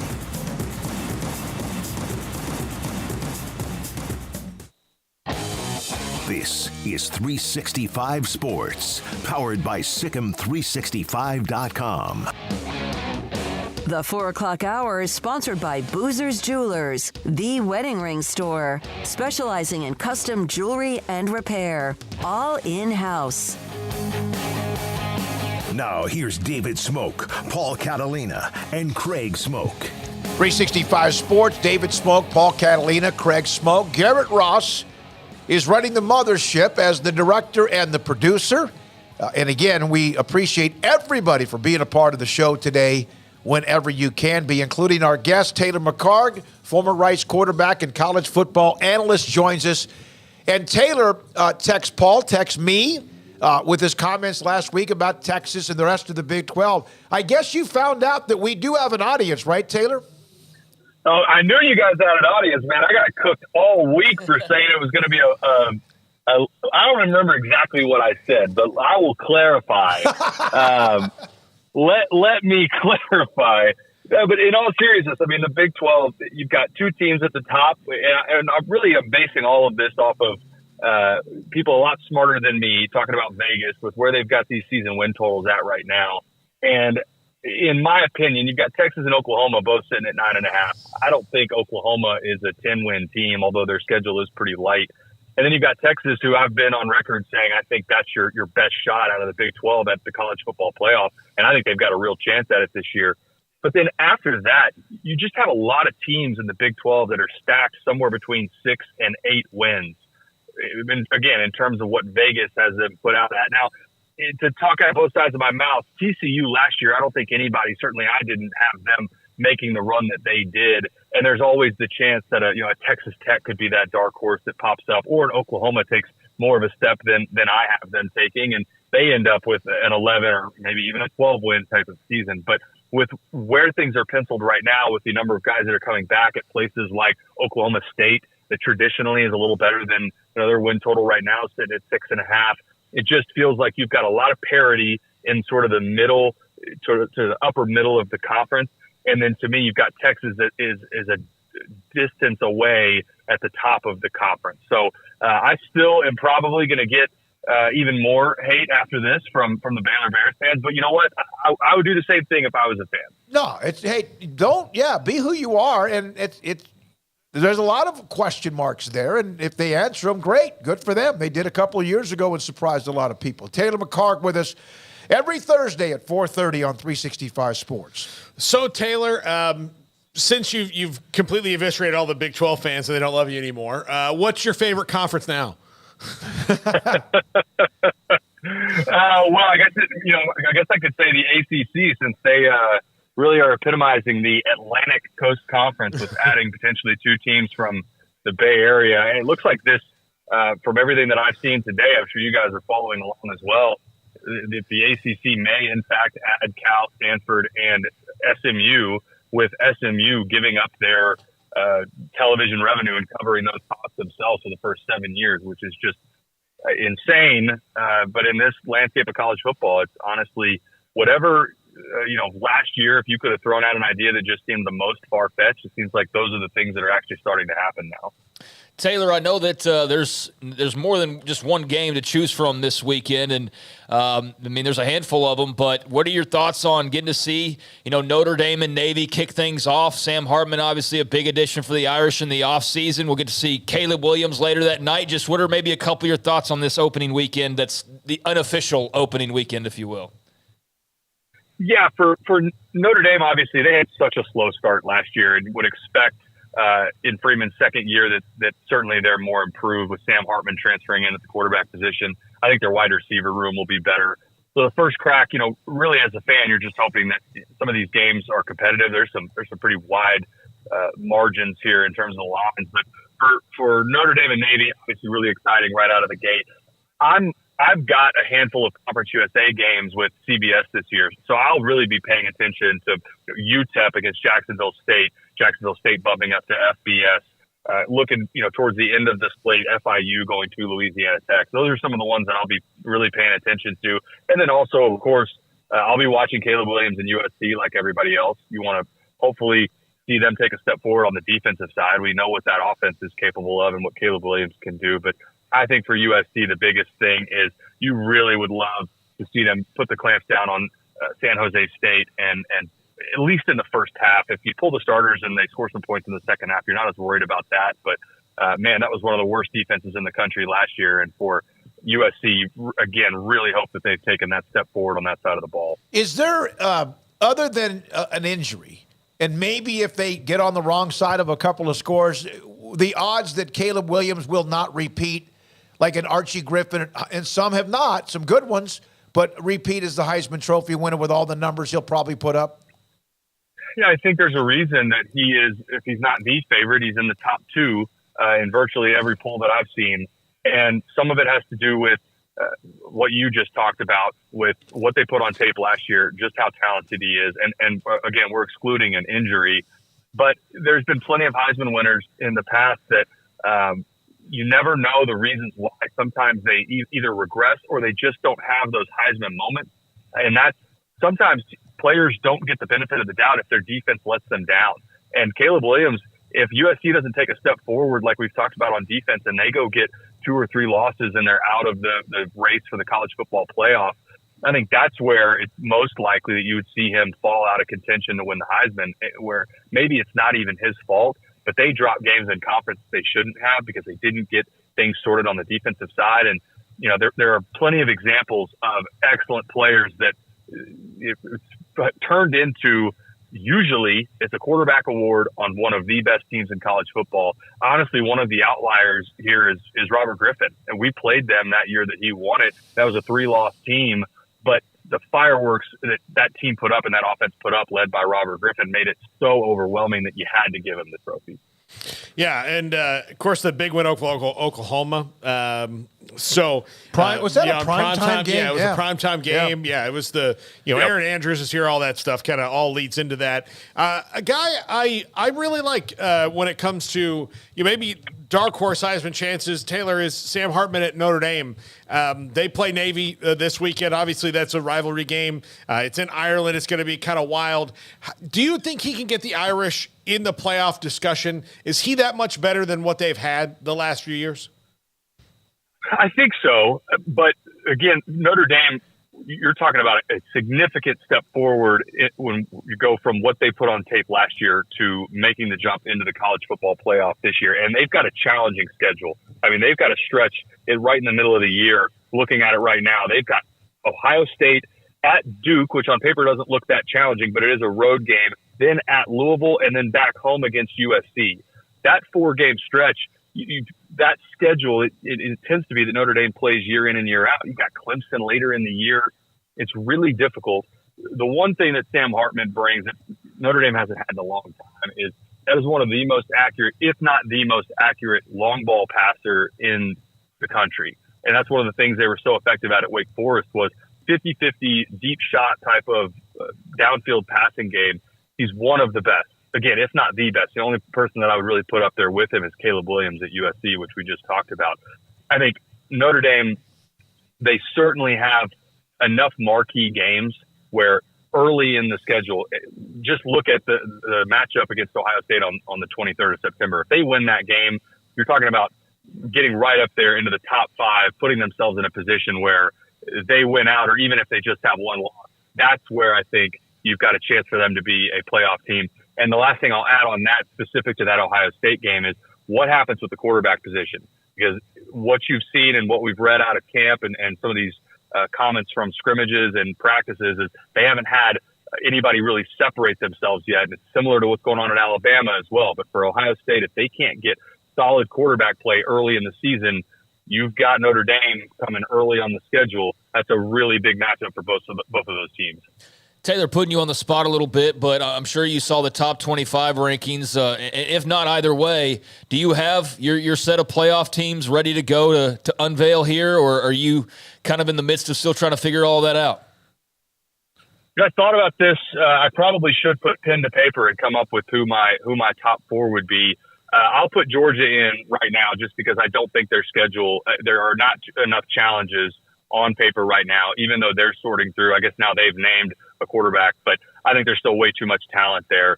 I'll give USC the benefit of the doubt. I think with the amount of talent they have coming back, and their schedule. I would have I was about to say SMU, USC going into the playoff.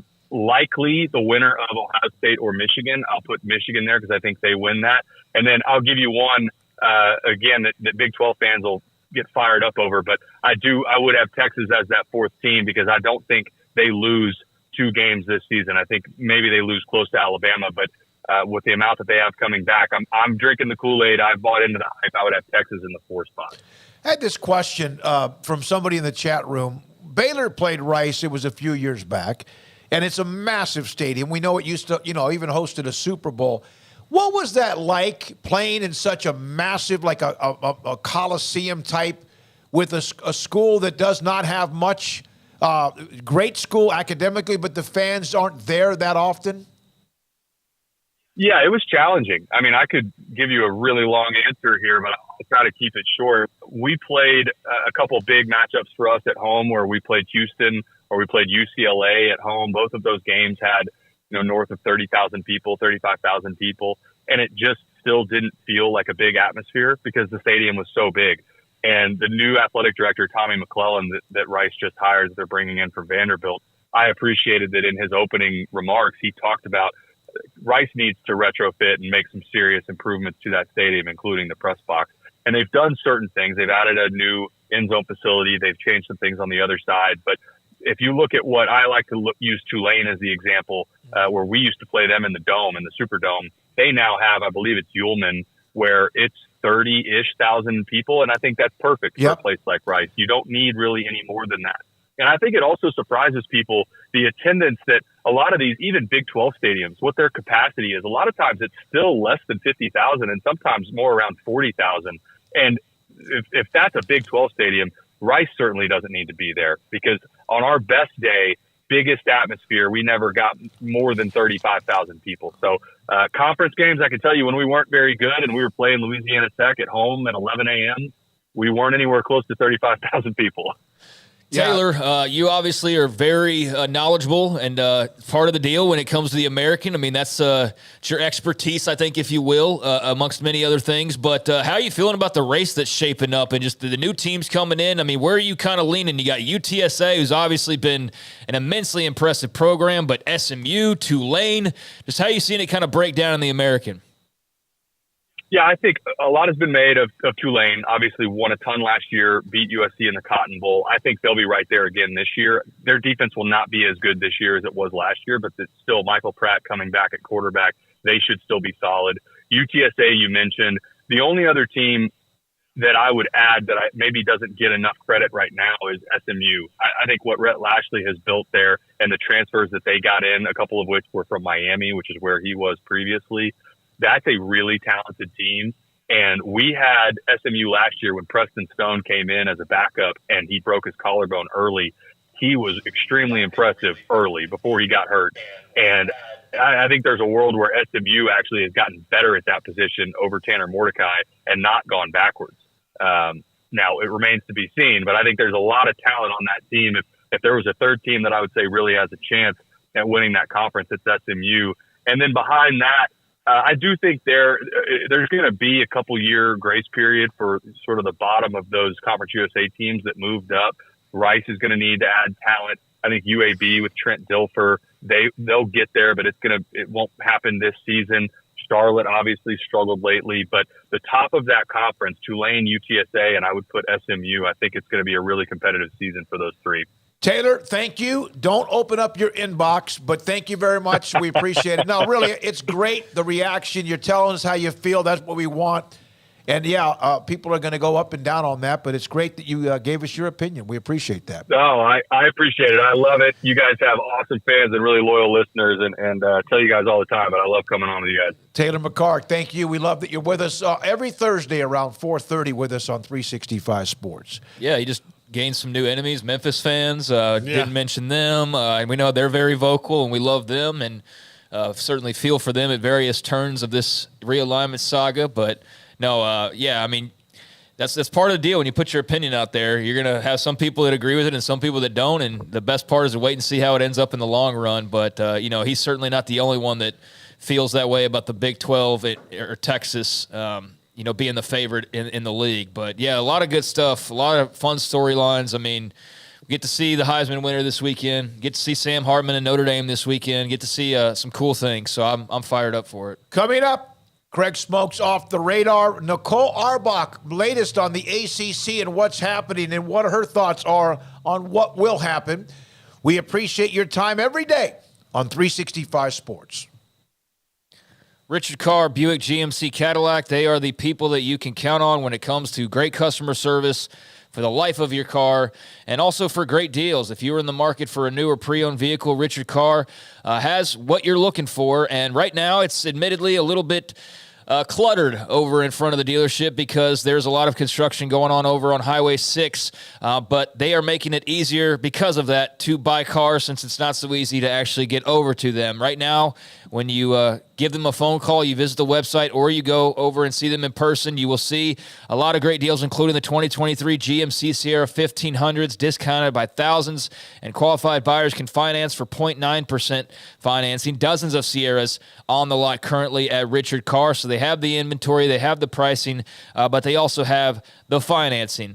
Elsewhere, ranked number 1 overall brand for new vehicle quality by J.D. Powers, they've got the Buick SUVs. Luxury without the luxury price tag. Right now, save $3,250 on a new 2023 Buick Encore GX. Qualified buyers can also get 1.9% financing and no payments until 2024. So there's just a couple of the new vehicles and new offerings that they have for you, but they also have a lot packed with pre-owned cars and trucks as well. Many in stock you can find for under $25,000, and their financing philosophy is always 100% credit approval. They love to say yes when others say no.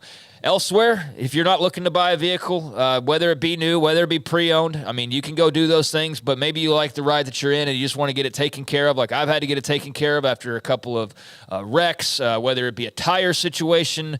You even just want to go get an oil change. Their award-winning customer service department is standing by to keep you on the road. You can book an appointment by giving them a call, visiting the dealership in person, or visiting their website, richardcar.com. 24 years they've been in business in Central Texas, and over that time they built a reputation as the people you can count on for your automotive needs, run by proud Central Texans, proud Baylor Bears. Log on to richardcar.com today. Call now or go see them now off Highway 6 at the Imperial exit.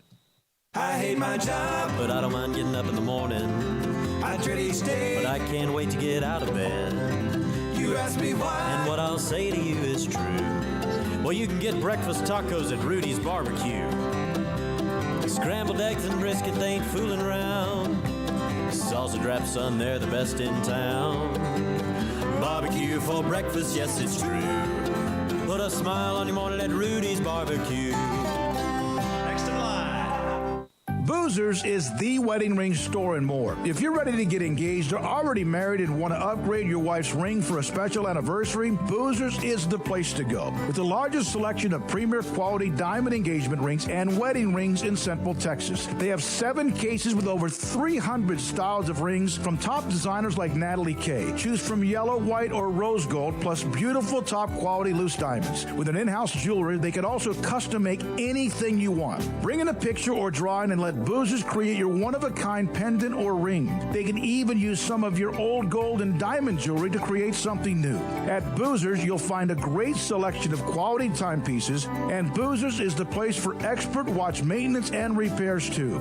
They specialize in expert Rolex watch repair for fine jewelry, watches, custom work, and more. Go to Boozers on Valley Mills and Lake Air Drive in Waco. Boozers, the wedding ring store and more. At Ideal MRI, we feel blessed to be part of the Waco community. We're a small family business here in Central Texas. At times like this, the cost of healthcare has never been more important. And unfortunately, significant illnesses and injuries still occur. And that's why Ideal MRI is open and here to serve you through this difficult time. So if you need an MRI, ask your doctor about Ideal MRI. You can schedule online in minutes at idealmri.com or call 833-IDEAL-MRI.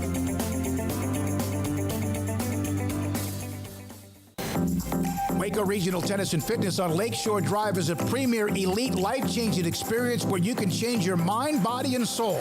Waco Regional Tennis and Fitness offers over 40 group exercise classes every week, including boot camp, indoor cycling, bars, silver sneakers, and more. If you haven't been to Waco Regional Tennis and Fitness lately, you're missing out on the improvements. New flooring in the weight room floor and locker rooms, new paint and mirrors added to the weight room and group exercise room, and many new machines have been added and arriving constantly on the weight room floor. New free weights, weight machines, TRX, rowing machines, stationary bikes, new treadmills, new ellipticals on the spacious weight room floor.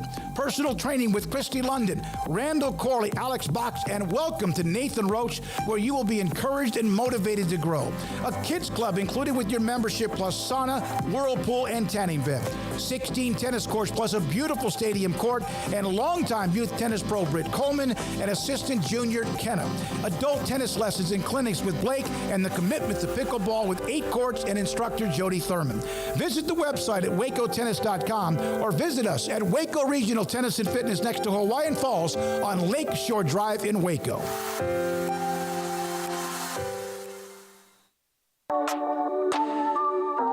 This is Craig Smoak's Off the Radar, presented by Alliance Bank. They take pride in making banking easy. AllianceBankTexas.com.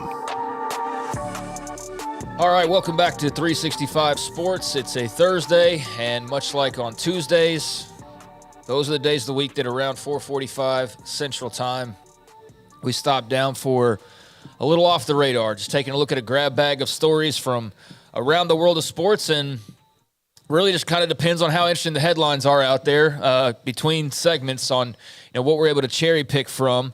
Not much college football today. I do love that here pretty much in the next couple weeks that this whole news cycle is about to ramp up in a major way, and that will be beneficial for this segment in particular after the dog days of summer.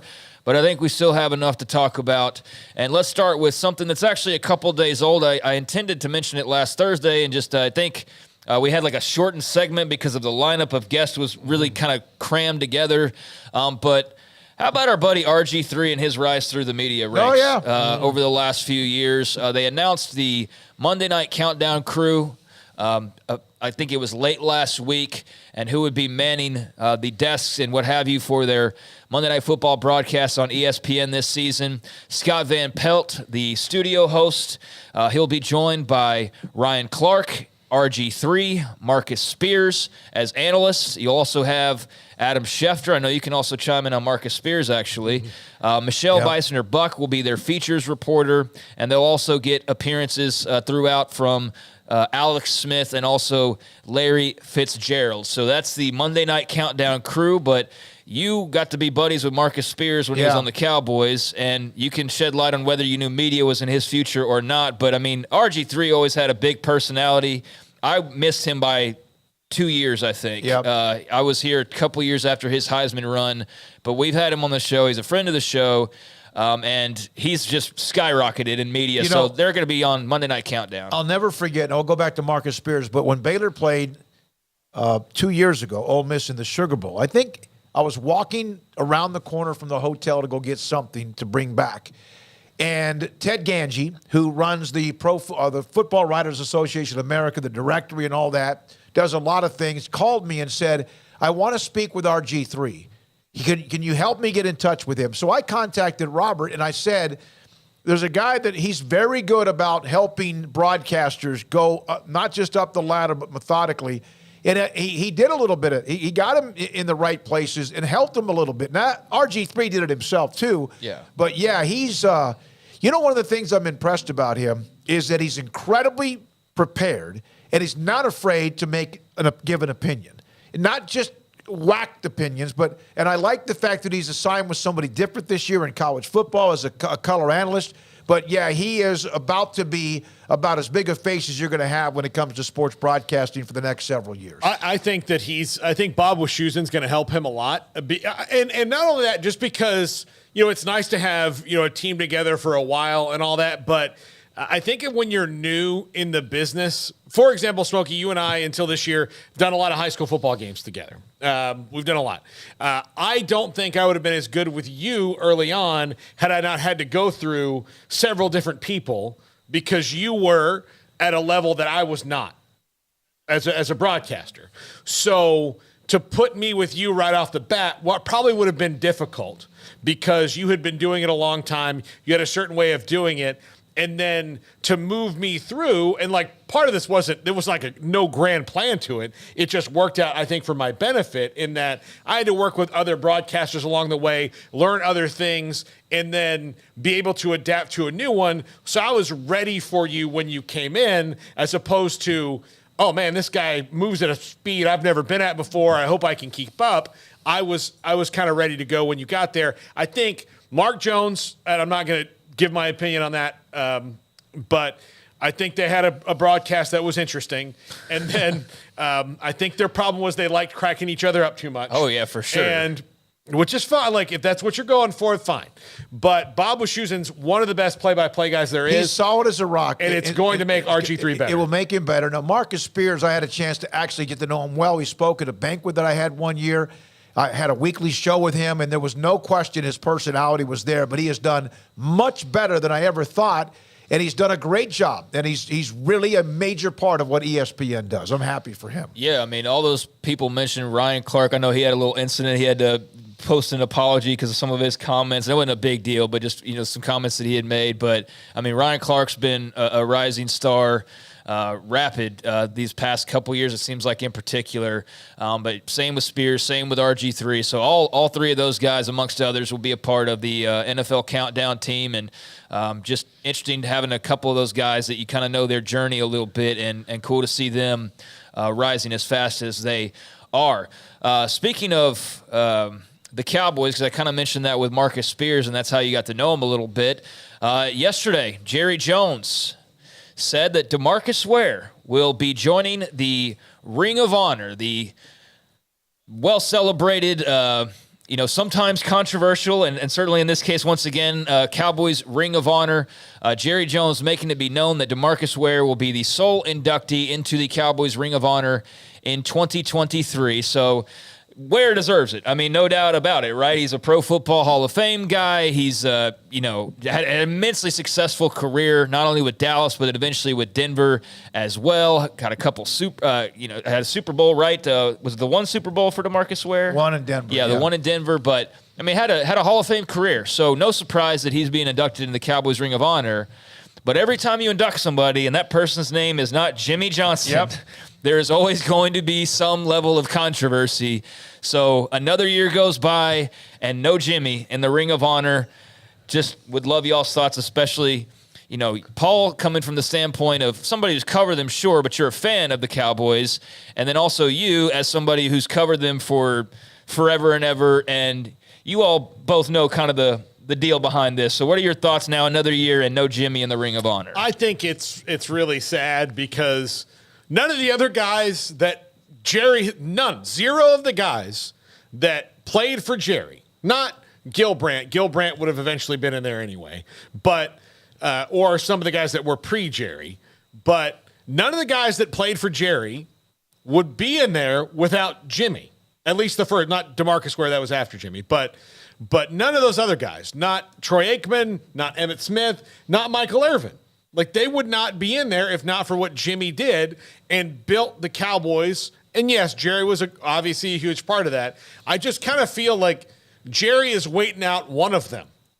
One of them is going to pass before the other one, unless they have this Thomas Jefferson, John Adams thing where they both die on the same day as rivals. Well, it was such a joke because remember they did the football, the Hall of Fame game or a preseason game, and whatever it was, they had Troy there and among others, and Jerry reached out. Jimmy was on the set. They set it up.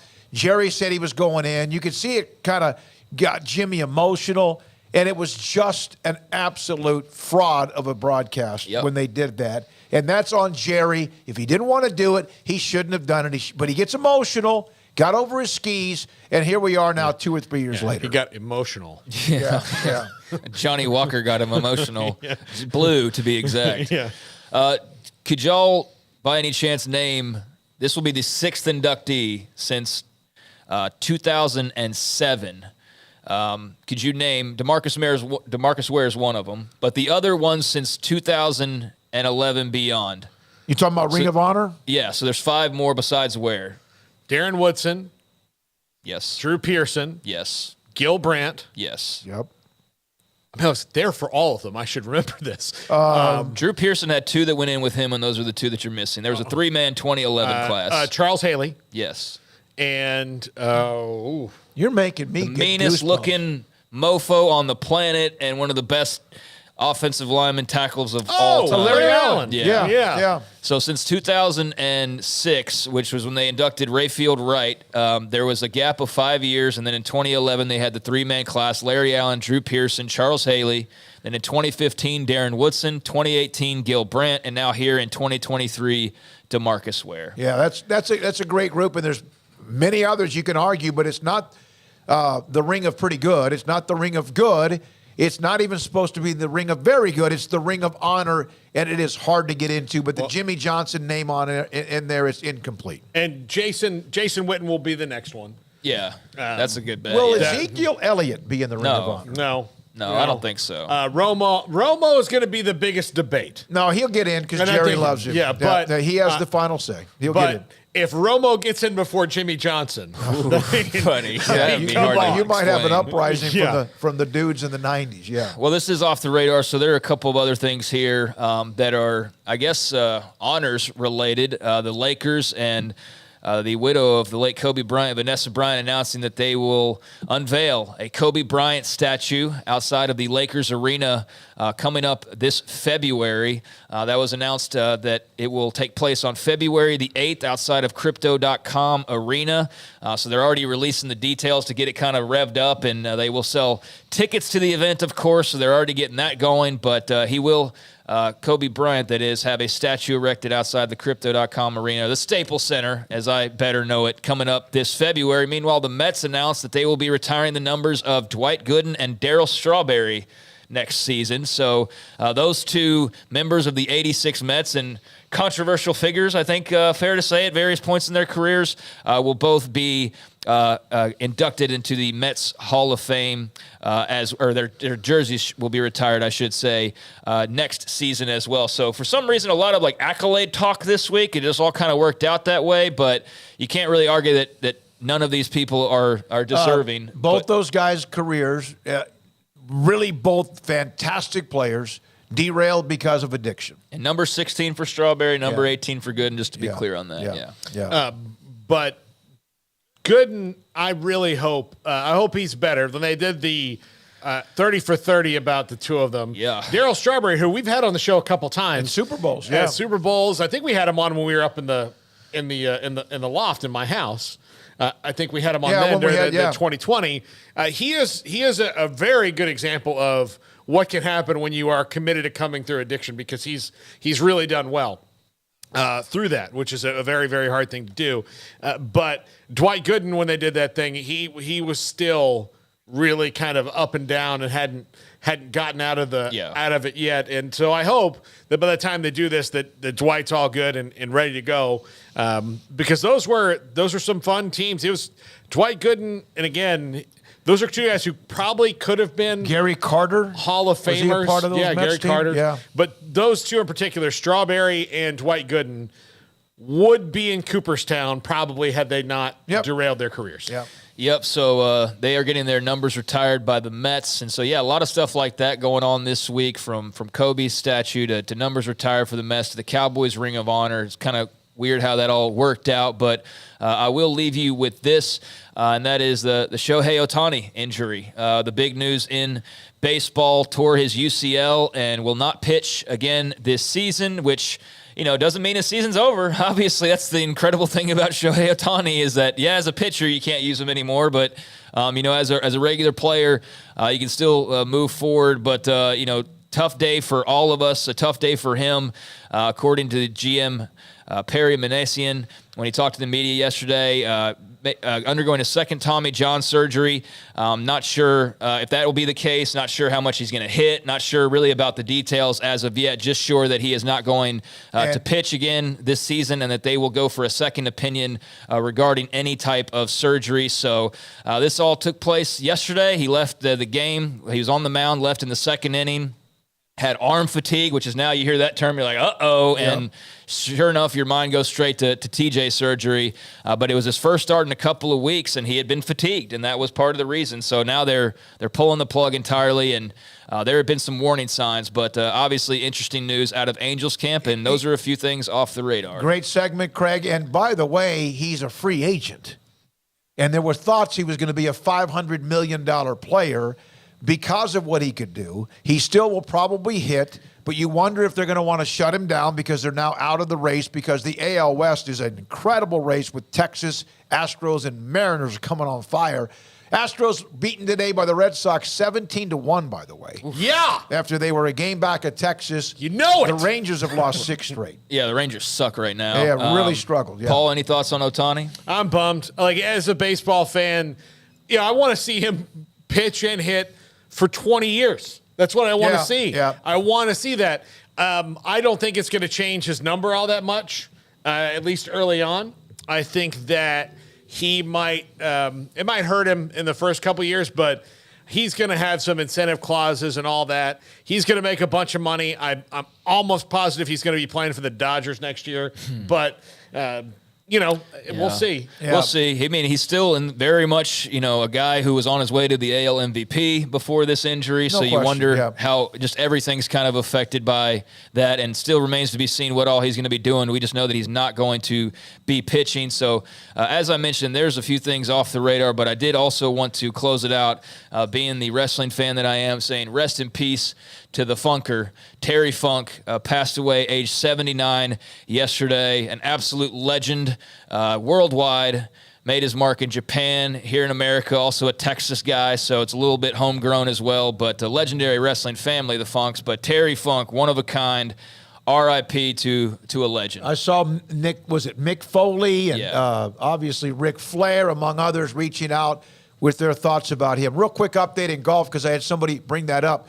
It's the Tour Championship at East Lake in Atlanta, and Scotty Scheffler was winning this tournament until he triple bogeyed a par 3, hit his tee shot in the water on 15, finished a couple of back. The leader, Colin Morikawa, Keegan Bradley, and also Victor Hovland, 10 under. Scheffler's at 9 under par. He was at 12 under par. When we come back, Nicole Arbach, theathletic.com on the ACC. What's going on now? This is 365 Sports. TexasBeefHouse.com. I had the chance last night to visit with Samantha Duvall, and some of you I know have spoken with her when you've ordered product from Texas Beef House. She gave me a great story, as she's gotten orders from all over the country. Everywhere you want in the contiguous United States, you can order their home-raised, farm-raised Wagyu beef and the products that they have. She told me that she got a call from Tyler, and they're marketing in Tyler, and they said that they watched us, listened to us, and heard about Texas Beef House, which is outside of Tyler in White House, from our show. And so thank you to those from the Tyler area that ordered a nice chunk of great product from Texas Beef House.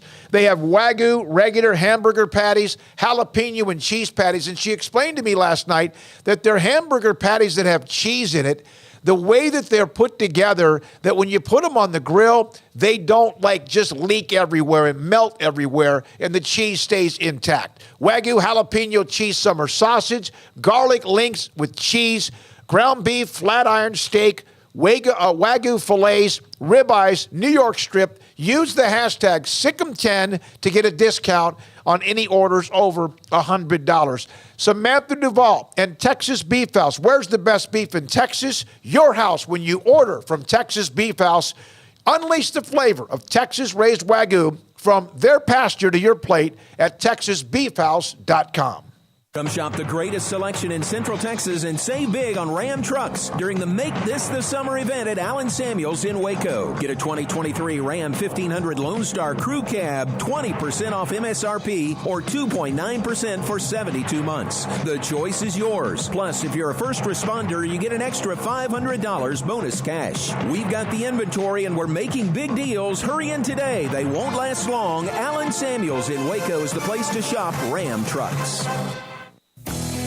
Three Nations Brewing Company has 16 different beers on draft with a new beer every Friday. It also offers 2 air-conditioned tap rooms, a large indoor beer hall, a second-floor mezzanine offering a great overview of the brewing company and equipment and patio where you can relax under the shade. Plus, you can now experience the new Three Nations Beer Garden Grill on our shaded patio. Grab a cold beer and enjoy a bite from our freshly prepared and delicious menu. Street tacos, quesadillas, freshly cooked burgers and dogs, and veggie burgers too. Nachos and so much more, all prepared and cooked on site. So come visit the award-winning Three Nations Brewing Company on East Vandergrift off I-35 in Carrollton.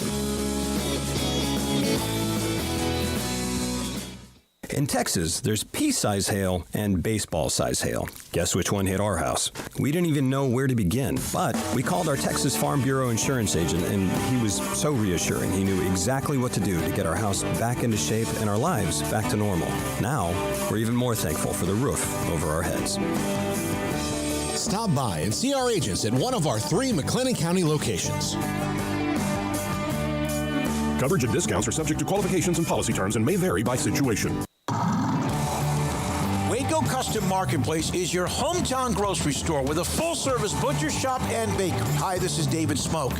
The butcher shop can take your customized orders for seafood, pork, and poultry and custom cut your favorite steaks from bacon-wrapped fillets to T-bone to bone-in ribeyes.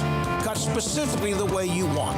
They have Norwegian salmon fillets, catfish fillets, sliced ham or turkey and lunch meat, variety of cheese available, and several options of sausage links. Fresh chicken breast or whole chickens, sliced bacon, pork chops, ground beef, marinated beef, and chicken fajitas, and always large briskets available, plus fresh vegetables. So the great product, customer service, and family tradition of the Bauer family continues at Waco Custom Marketplace, open Monday through Saturday. A full-service butcher shop and bakery available. Waco Custom Marketplace, 425 Lake Air Drive in Waco, or WacoCustomMarketplace.com.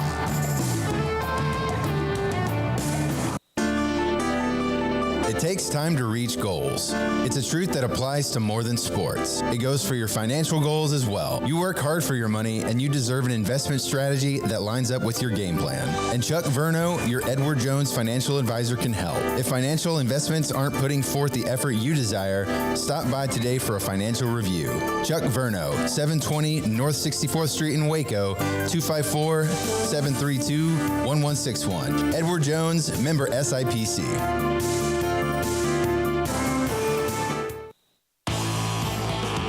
This is 365 Sports, powered by Sikkim365.com. The 5 o'clock hour is brought to you by Edward Jones Investments and financial advisor Chuck Verno, who'll navigate you through today's financial climate. Edward Jones, making sense of investing.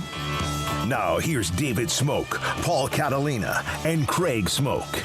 Here we go, this 3 o'clock hour, 5 o'clock hour, on 365 Sports, headed to 6 o'clock, and we were excited about getting this booked earlier today. Nicole Arbach, theathletic.com senior college football or senior writer, but also now an insider for NBC Sports on her story and what is going on with the ACC and much more. Nicole, thanks for your time today with Craig and David and Paul. We appreciate your time. So how much of a timeline remains, in your opinion, when the ACC needs to, do it or get off the pot? Well, I've been wondering that for a few weeks, and they kind of just put it on ice for a little while and now picked it back up. So I don't know necessarily that there's a hard deadline here. I think a lot of folks involved would like a decision to be made either way pretty quickly and certainly not stretch into the season.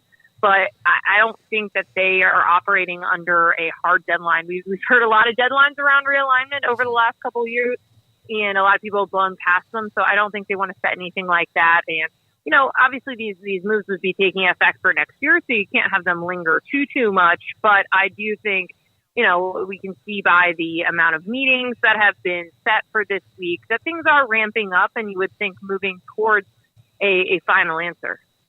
Nicole, does this do anything, though? Like if they flipped a school, if they flipped one of the four who's publicly against this, because there could be more that are privately maybe not so much in favor of it, but don't have to say anything because they know there's 4 that are out there.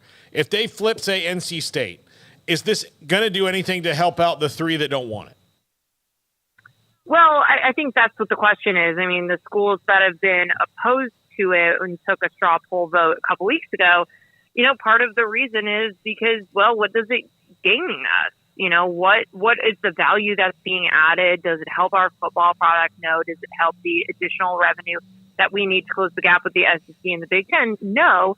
And so that's the part that's been addressed, right? If you look at the financial models that are being considered, is SMU willing to not take media rights revenue for a period of time? And you have Stanford and Cal that would be coming in at a low but partial share. And so if you look at the money that is available, there is a pool of money that you could determine could go for performance-based results or directing it, however you want to describe it. And, it could be a sizable chunk. If you're talking about like a 30% share or something in that ballpark for Stanford and Cal, and again, 0% for SMU for 5 or 7 years, that's a sizable amount of money. And then if it's tied to, let's say, making a football championship game, winning the ACC, top 25 finishes, whatever that might be, that could certainly help the schools that have been opposed to this, i.e. Clemson and Florida State, who have been very vocal about wanting more revenue because they believe that they are carrying the league in terms of its football values. So I do think the idea would be that you're getting everybody on board and that you could eventually get them to change their tune or beliefs. I don't need to have it to be unanimous because we all know what the numbers are and what they need to be. They need to be 12 out of 15. Notre Dame is a full member. But I think you would love, if you're Jim Phillips, to get to a point where everyone is pretty much on board with this because you've addressed some of the concerns about revenue by creating essentially a new pool of revenue that would be going towards the schools, theoretically, that are investing the most in football and succeeding the most in football. But it doesn't have to be unanimous. It doesn't have to get to that point. But I do think, you have the commissioner who has been making a very concerted effort to talk to everybody and to explain and get people understanding why they've been pursuing this and how it addresses certain other issues that others have. Nicole, how many raised eyebrows did you come across whenever talking about SMU and what they're willing to do, foregoing money for 7 years, millions upon millions of dollars? Granted, they're a school that can swing it, but, I mean, desperation, whatever you want to call it, they clearly see that there's a very small slice of light in a door for them to get in right now, and they're clearly going all in. Yeah, it's definitely an unusual arrangement and offer, and I think it does speak to the desperation that people have to figure out what their futures are in college sports. I mean, the fact that we're also talking about Stanford and Cal accepting, a low percentage partial share of the ACC when they're going to be the ones who are going to be traveling cross country all the time as well speaks to that, because as long as it's still more than they would be making in the American or the Mountain West, and it's still a Power 5 league, there's going to be reasons that you're going to want to take it and want to do something. And I think, we've seen a lot of moves in the last couple of years that really, were confusing to people and didn't make sense to other people, but speak to the concerns that everyone has about where this enterprise is going. And people want to be attached to power conferences. And SMU views this as an opportunity to get in the door. And they believe that long term, it's better to be in the ACC than not. And it's not dissimilar to when you have conversations about Florida State and we talk about, okay, well, how much it would cost to get out of the exit fee and how much it could cost to get out of the grant of rights. Well, you're still going to be weighing the pros and cons of something like that if you're Florida State against where you think you want to be 5-10 years from now. And if that cost is worth it, then you're consider it. And it's kind of the same thing with SMU. Yes, is this unusual? Certainly. But do they think that their future is better off 5-10 years from now by getting into the ACC in that door now? They would say yes. And so it's definitely odd. And I think it's definitely raised eyebrows across the industry because it sets a new bar of what people are willing to accept to switch conferences versus, again, we've had partial shares and different types of memberships, but essentially paying your own way in is a new one. Wouldn't it have made it a lot more simple, Nicole, if the Fox and ESPN would have like they made the offer to the Pac-12, and then the Pac-12 had a lot higher, obviously, thoughts about themselves with the response of $50 million. It would have saved a lot of weird drama, wouldn't it, if they would have just agreed, Pac-12, to the $30 million offer from TV networks? Well, a lot of people have done the math, right? If this does go through and you see what the total value ends up being for the schools that were formerly in the Pac-12 and what they could have had together. But you also have to think about, again, some of these schools are not taking full shares for a period of time. You also have different matchups that create different value. An Oregon-Ohio State matchup is something that is now offered as part of the Big Ten, which wasn't part of the Pac-12 package. So there's a lot of different reasons. But, I mean, it just speaks to the many different twists and turns and all of the different points where things went wrong and decisions or actions were made that were wrong for the Pac-12 to have gotten to the point where the league, potentially is dissolving completely. If Stanford and Cal go to the ACC and you only have 2 members left, it certainly would seem more likely than not that they would be joining another league versus trying to backfill and create a Pac, whatever size conference this is. So again, it all of these, these schools did have value. All of these points just speak to, again, all of the decisions that led us to this point where the Pac-12 went away. And it didn't have to be this way, but it did. And, there was value with the different schools in these leagues. But again, contractually and the way that the twists and turns work and the forks in the road are how you get to the point where, okay, they are willing to pay this or they're willing to pay that, but maybe they're not willing to pay it for the length of a contract. It is a little bit different. Of the 4 schools who are currently against it, who would you say would be the one that would flip? Oh, I'm not going to estimate or guess on that. I mean, I tracking on decisions that are made and things that actually happen. The question is, do you think someone will flip? And I think that there's been a lot of optimism because of some of these smaller group presidential meetings and just conversations over the last couple of days that people do believe that this is closer than it's been before. And, that would obviously mean that people think that at least one school is going to change its mind. And you still need all of the other ones who were yeses before to say yes votes. But again, I do think, as part of the concerns were, well, where is this creating value? Where is this creating revenue? And you look at the financial models and you're presented with avenues for increasing your own revenue based on hitting certain performance-based metrics. Well, then that does address that, and that could possibly change someone's vote. But again, until it happens, I'm not going to speculate on that. Yeah, and when he mentioned that or asked that and the way you responded, you've got to make sure you keep the 8 you have. Not only do you need somebody else to flip, but you have to keep the 8 they have. Is there any way any of those 8, at least Nicole, if they don't like the way the distribution model looks, that they want to make sure that they don't end up – the Big 12 used to have a couple of schools that ran the conference and at times hurt the conference. They don't want to have that happen, do they? Well, they actually need to have 12 yes votes. So it's 12 out of 15, including Notre Dame.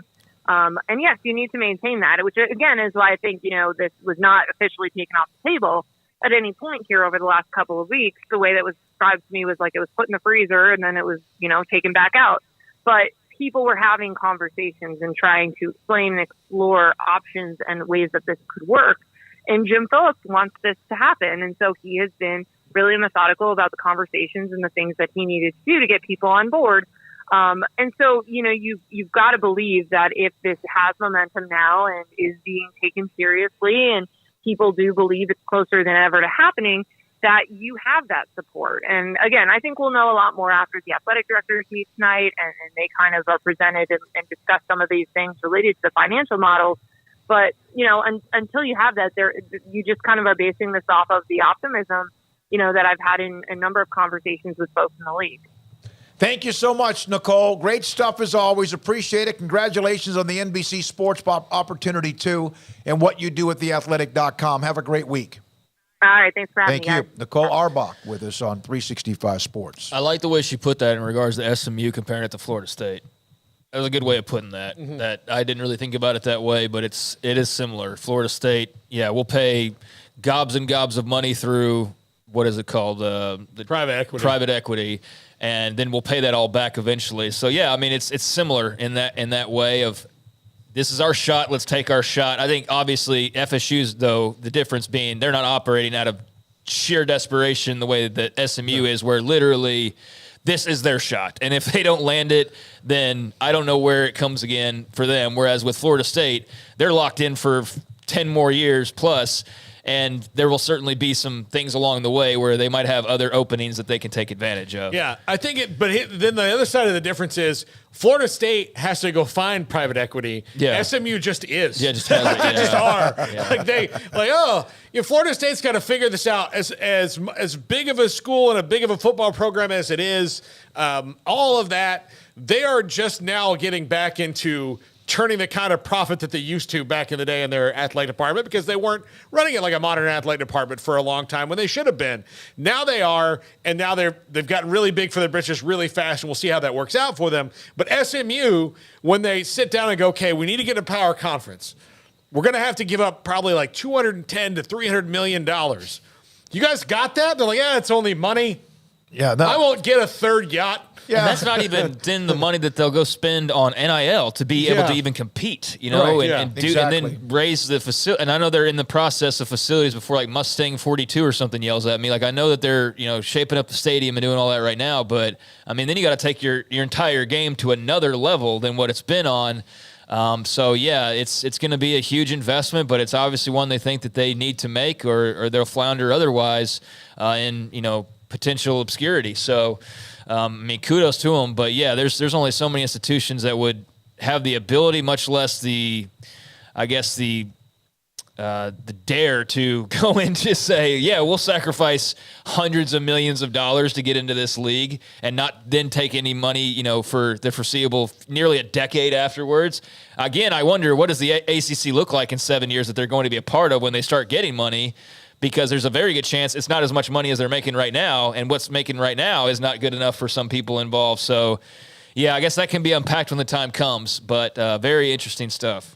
All right, when we come back, Mickey Spagnola, last weekend of the NFL preseason, and then they get serious here pretty soon.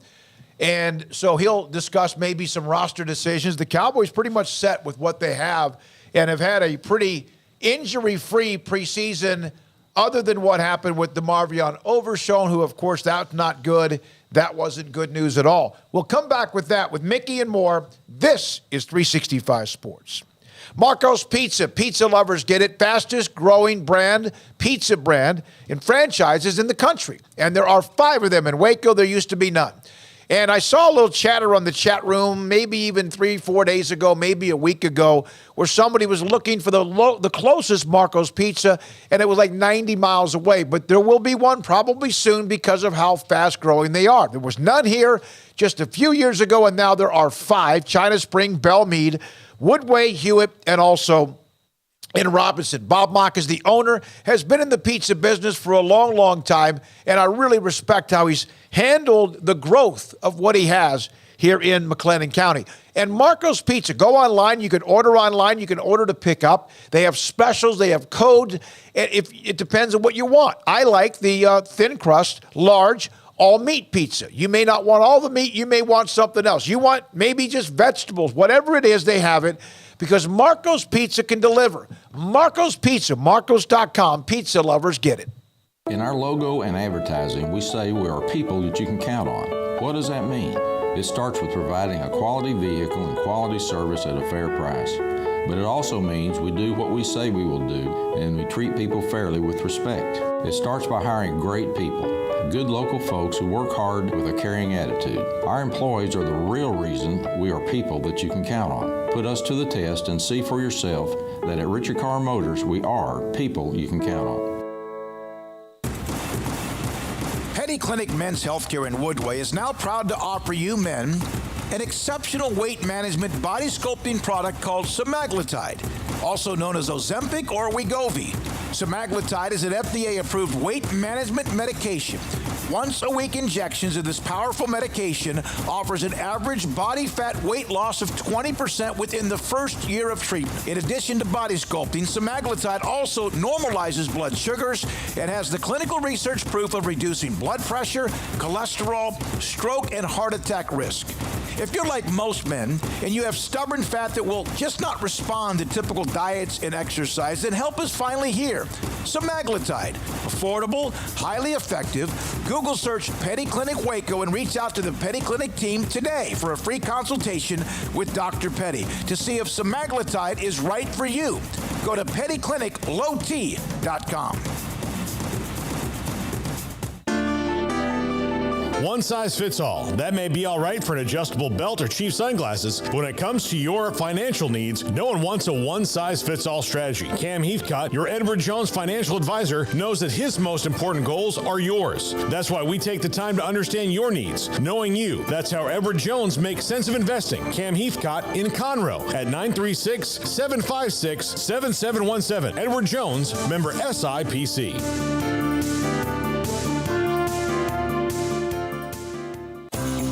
At Ideal MRI, we feel blessed to be a part of the Waco community. We're a small family business right here in Central Texas, and our goal is to bring down the cost of healthcare while maintaining high quality. At times like this, the cost of healthcare has never been more important, and unfortunately, significant illnesses and injuries still occur. That's why Ideal MRI is open and here to serve you through the difficult time. We offer premium MRIs just like a hospital with state-of-the-art technology and specialists, but you'll pay less.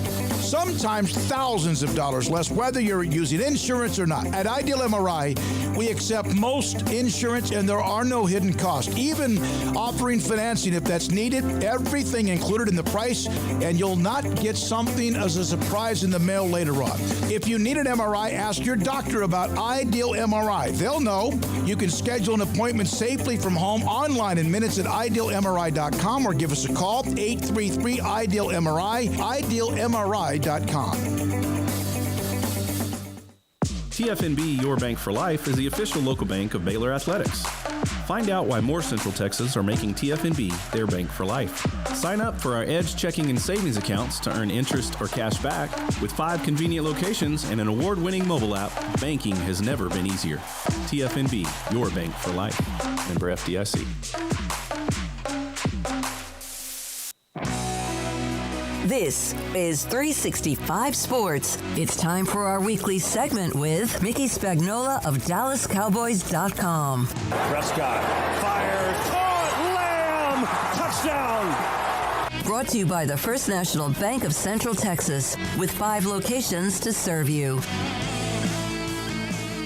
Mickey Spagnola on the verge of the last weekend of NFL preseason, and then everything gets really, really serious. Mickey, thanks for your time. I know they had the injuries from last week, and obviously the one with DeMarvion Overshown hit pretty hard, and Stevens.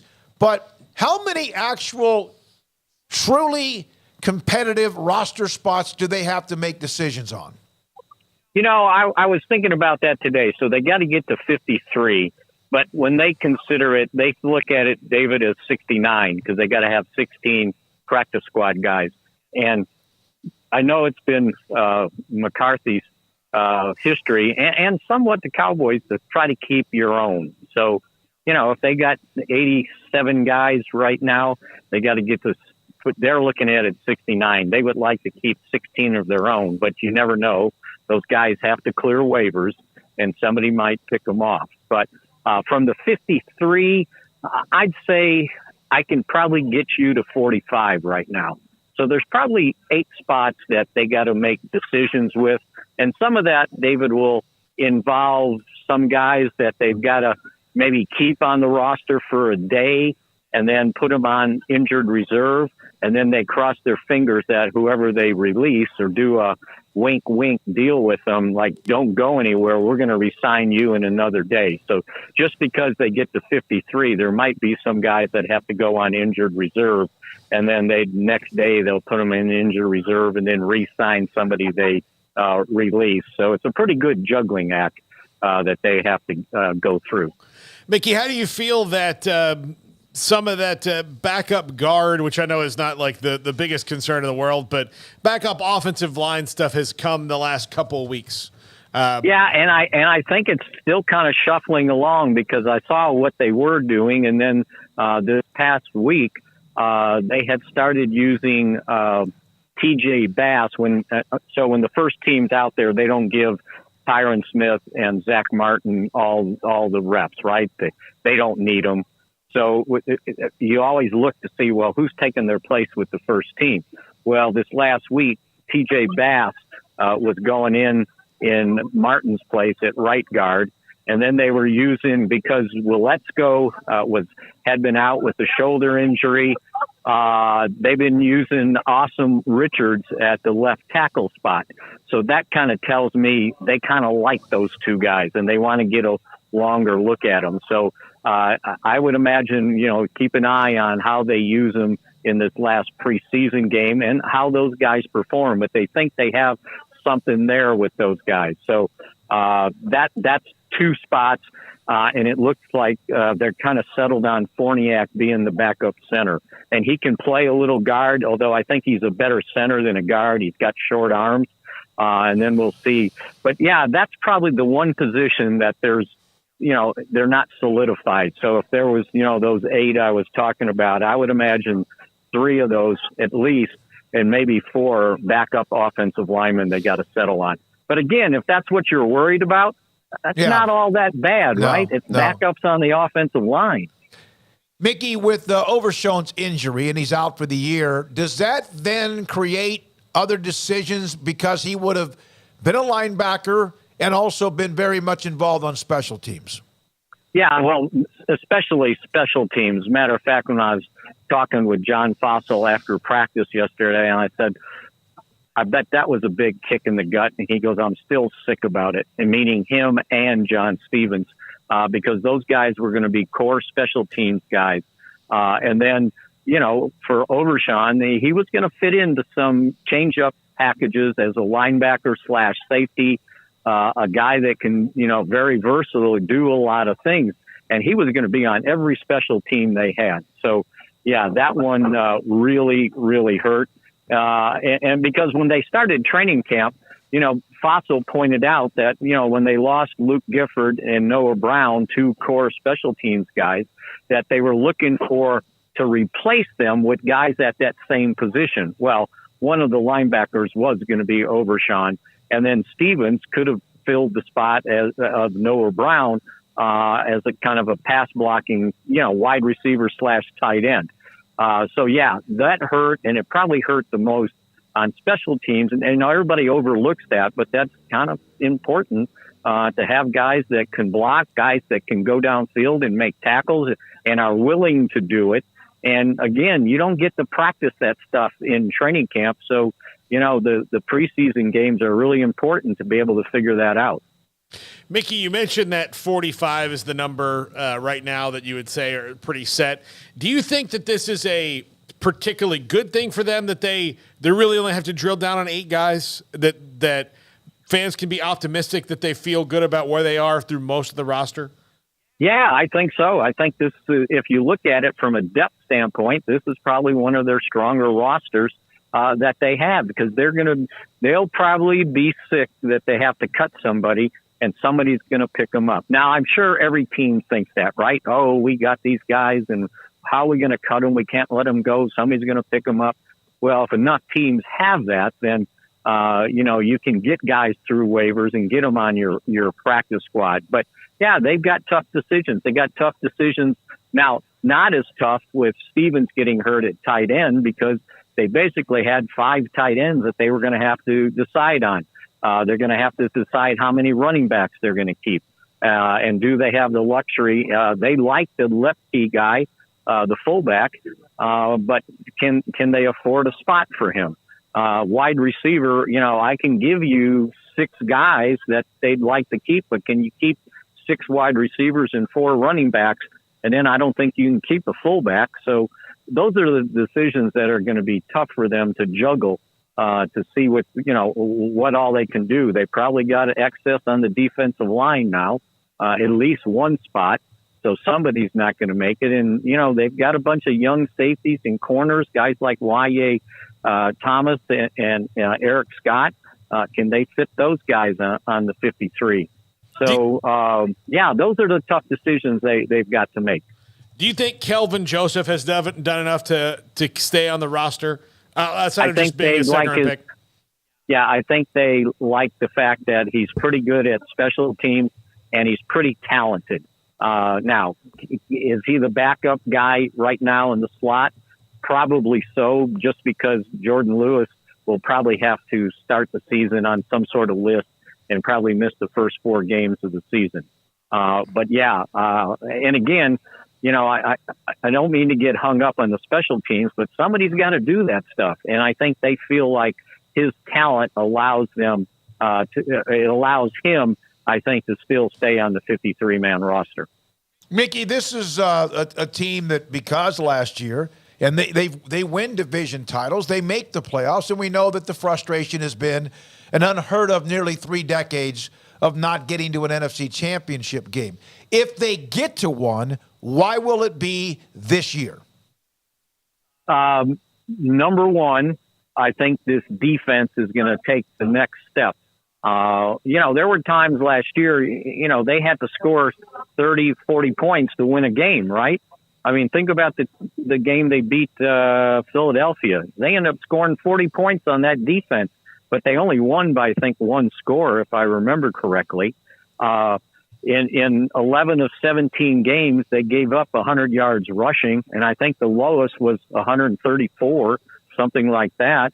But I think they should be better in the 3rd year in Dan Quinn's system, and I think they've added to that defense. You know, picking up Gilmore fills a spot for sure. And then, you know, with the addition of Damone Clark playing linebacker, I think that's an upgrade from where they were last year. So you re-sign Leighton Vander Esch. So I think the defense will be a difference maker. Offensively, you hope that they don't fall off. I don't see why they would, having brought in Brandon Cooks. You're much better at the wide receivers position than you were to start the season last year. And I don't think they fell off at tight end. I think Dalton Schultz was a liability blocking, and I think Jake Ferguson is a much better blocker, and I think he can be a guy down the field that can catch the ball.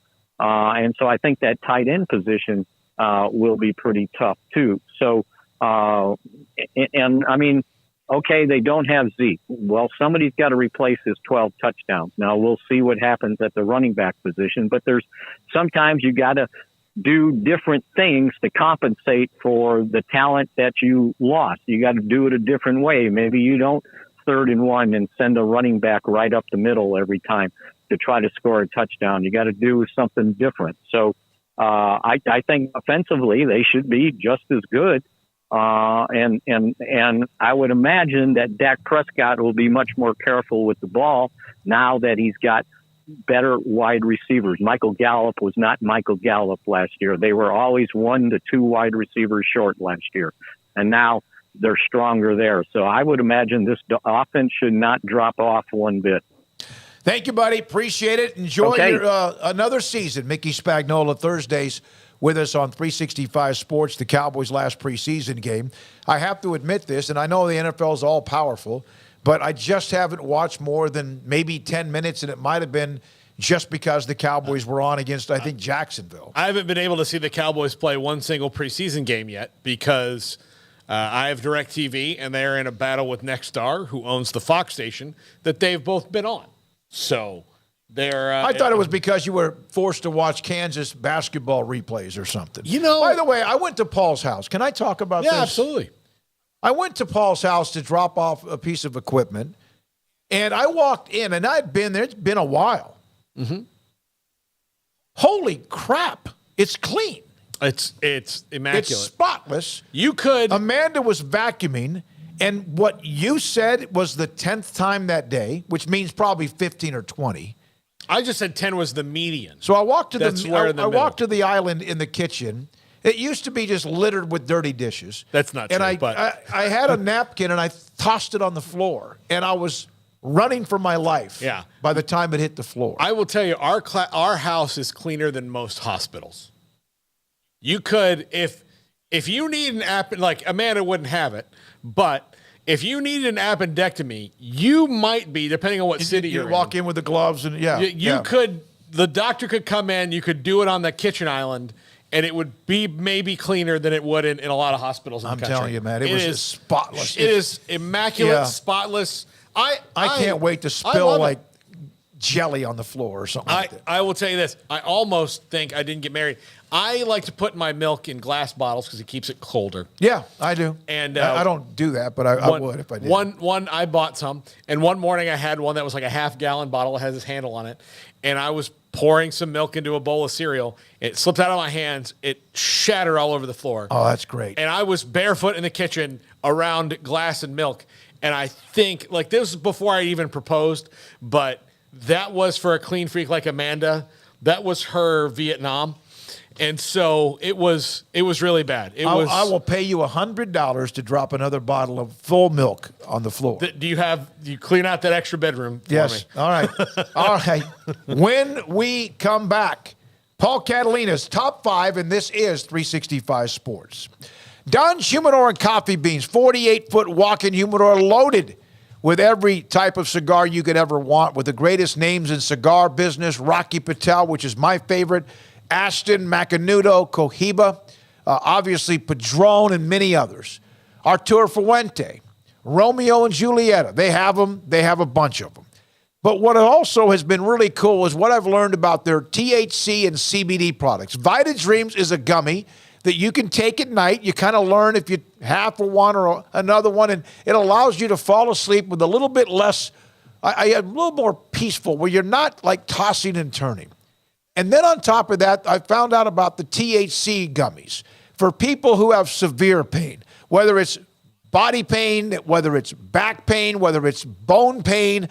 And then my second oldest brother, Mike, called me the other day. His wife, Cheryl's having some hip issues. And he asked me about the THC, and I told him they have what's called for bad days, for people with really bad chronic and even worse type pain. So he was going to look it up and try to see if that would work for her. They have what you need at Don's Humidor for a great cigar. If you like to smoke pipes, that's good too. They have humidors and cutters and lighters and both CBD and THC products. Ask Ashley, Cheyenne, and also Carol about it more. Don's Humidor and Coffee Beans in the Town West Shopping Center between Richland Drive and Valley Mills in Waco. The future's bright. The time is now. College is what you make it. It's a late night pizza run and all-nighters coding a new project. It's having big dreams and making them a reality. It's a professor who knows your name and your story. It's preparation for your future, your calling, your life. And at Baylor, it's even more. Baylor, where lights shine bright. Stepping into the boots of a U.S. Army officer can add confidence and leadership skills to your son or daughter's career path. See all the things they can achieve in our boots at GoArmy.com. U.S. Army Waco Recruiting Company, 254-598-8131 or 254-776-1543. Pizza, burgers, and Bears football. There's no place around Waco that serves them all other than Bubba's 33. Come show your green and gold and enjoy some of Waco's best food and beverages while watching your favorite team, the Bears. When real Bears fans get hungry, Bubba's 33 is the #1 spot for ice-cold drinks, hand-stretched, stone-baked pizzas, and bacon-infused burgers. Join us for indoor or patio dining. Bubba's 33, Waco's restaurant and proud supporter of Baylor Bears football. Sick 'em, Bears. Where is the best beef in Texas? Your house. When you order from Texas Beef House, unleash the flavor of Texas-raised Wagyu from our pasture to your plate at TexasBeefHouse.com. Samantha Duvall joins us. She's the marketing director who knows all of the specials and also the events coming up.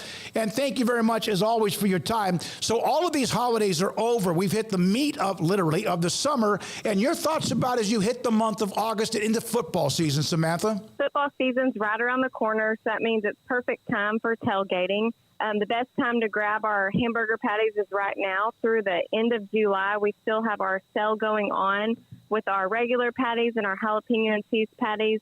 They're $12 a package, so that's 4 patties to a package. It's perfect for the time for football. gather all your family around. That way you can grill it up. Where's the best beef in Texas? Your house. When you order from Texas Beef House, unleash the flavor of Texas-raised Wagyu and how they age it as well. From our pasture to your plate, TexasBeefHouse.com. There are 26 letters in the alphabet, over 600,000 words in the dictionary, and just 3 of them said together can change everything. Let's order pizza. Those 3 words lead to dough made from scratch and 3 fresh signature cheeses that blanket golden crust in a heavenly melt on Marco's Pizza that'll blow your mind. So visit Marcos.com to order and stop by Marco's Pizza in Belmead, China Spring, Woodway, and in Robinson. Marco's. Pizza lovers get it.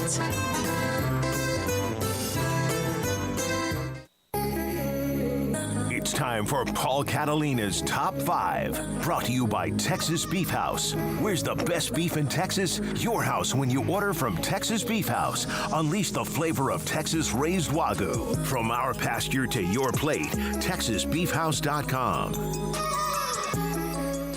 I'll talk about UPN in a second here. We got a comment on the text line about a commercial you can see in front of one of our videos from Factor, who's a new sponsor. And if you would like to see 4 through 5 more videos of me enjoying food, just click that link on Factor and watch the video, or please. put up a camera in your share kitchen. it with people. Yeah. Share it with people, because then they'll send us more and I can share it with everybody.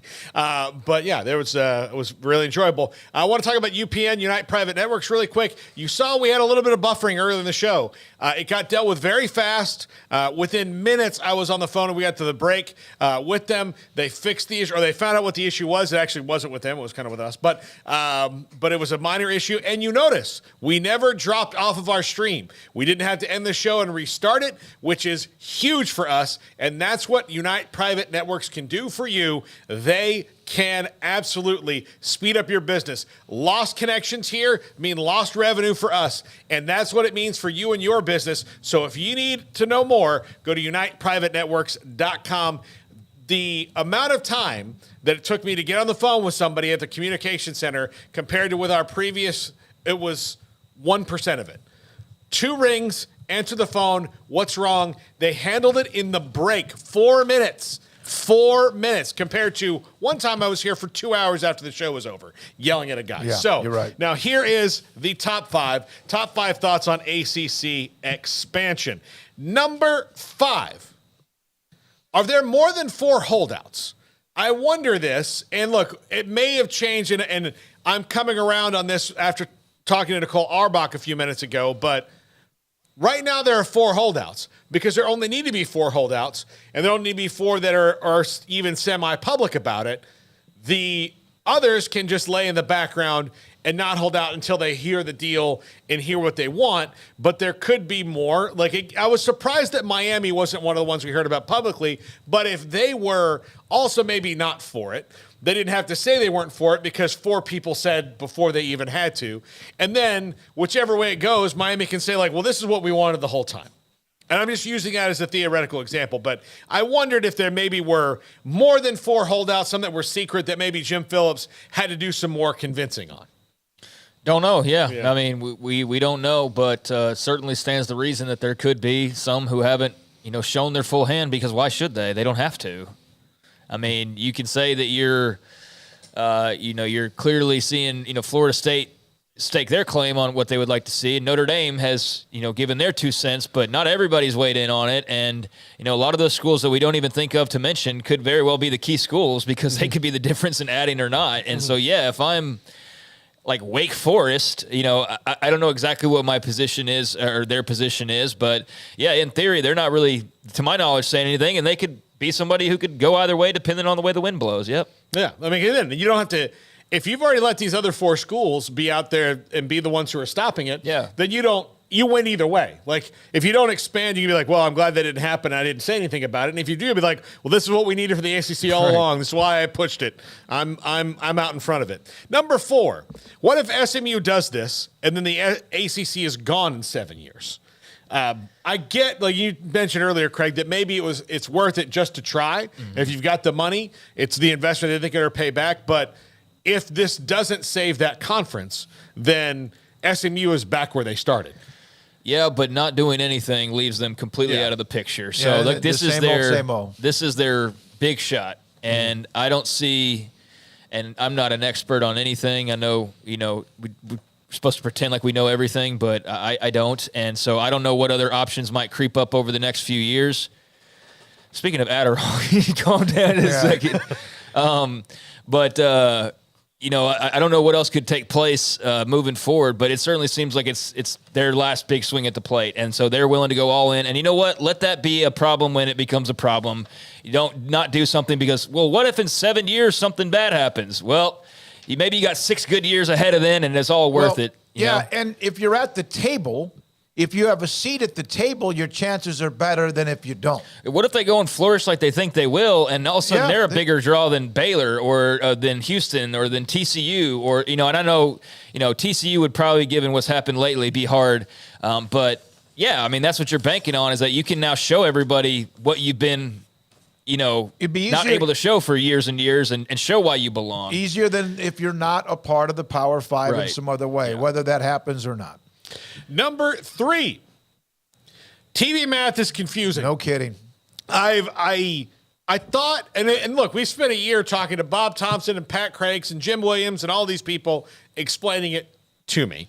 And I have even more of a respect for them after I got up this morning, and even with them taking partial shares. It means that there was still money there for these schools had they just gotten together and taken it. They just couldn't see their way through it. When they were a part of the Pac-12. When they were part of the Pac-12. And because clearly because I think the TV networks wouldn't have been like, listen, Cal, we would rather watch you guys play Boston College. So do whatever you can to get to the ACC. That's not what this was about. This is about a league collapsing after they had opportunities and did not seize them.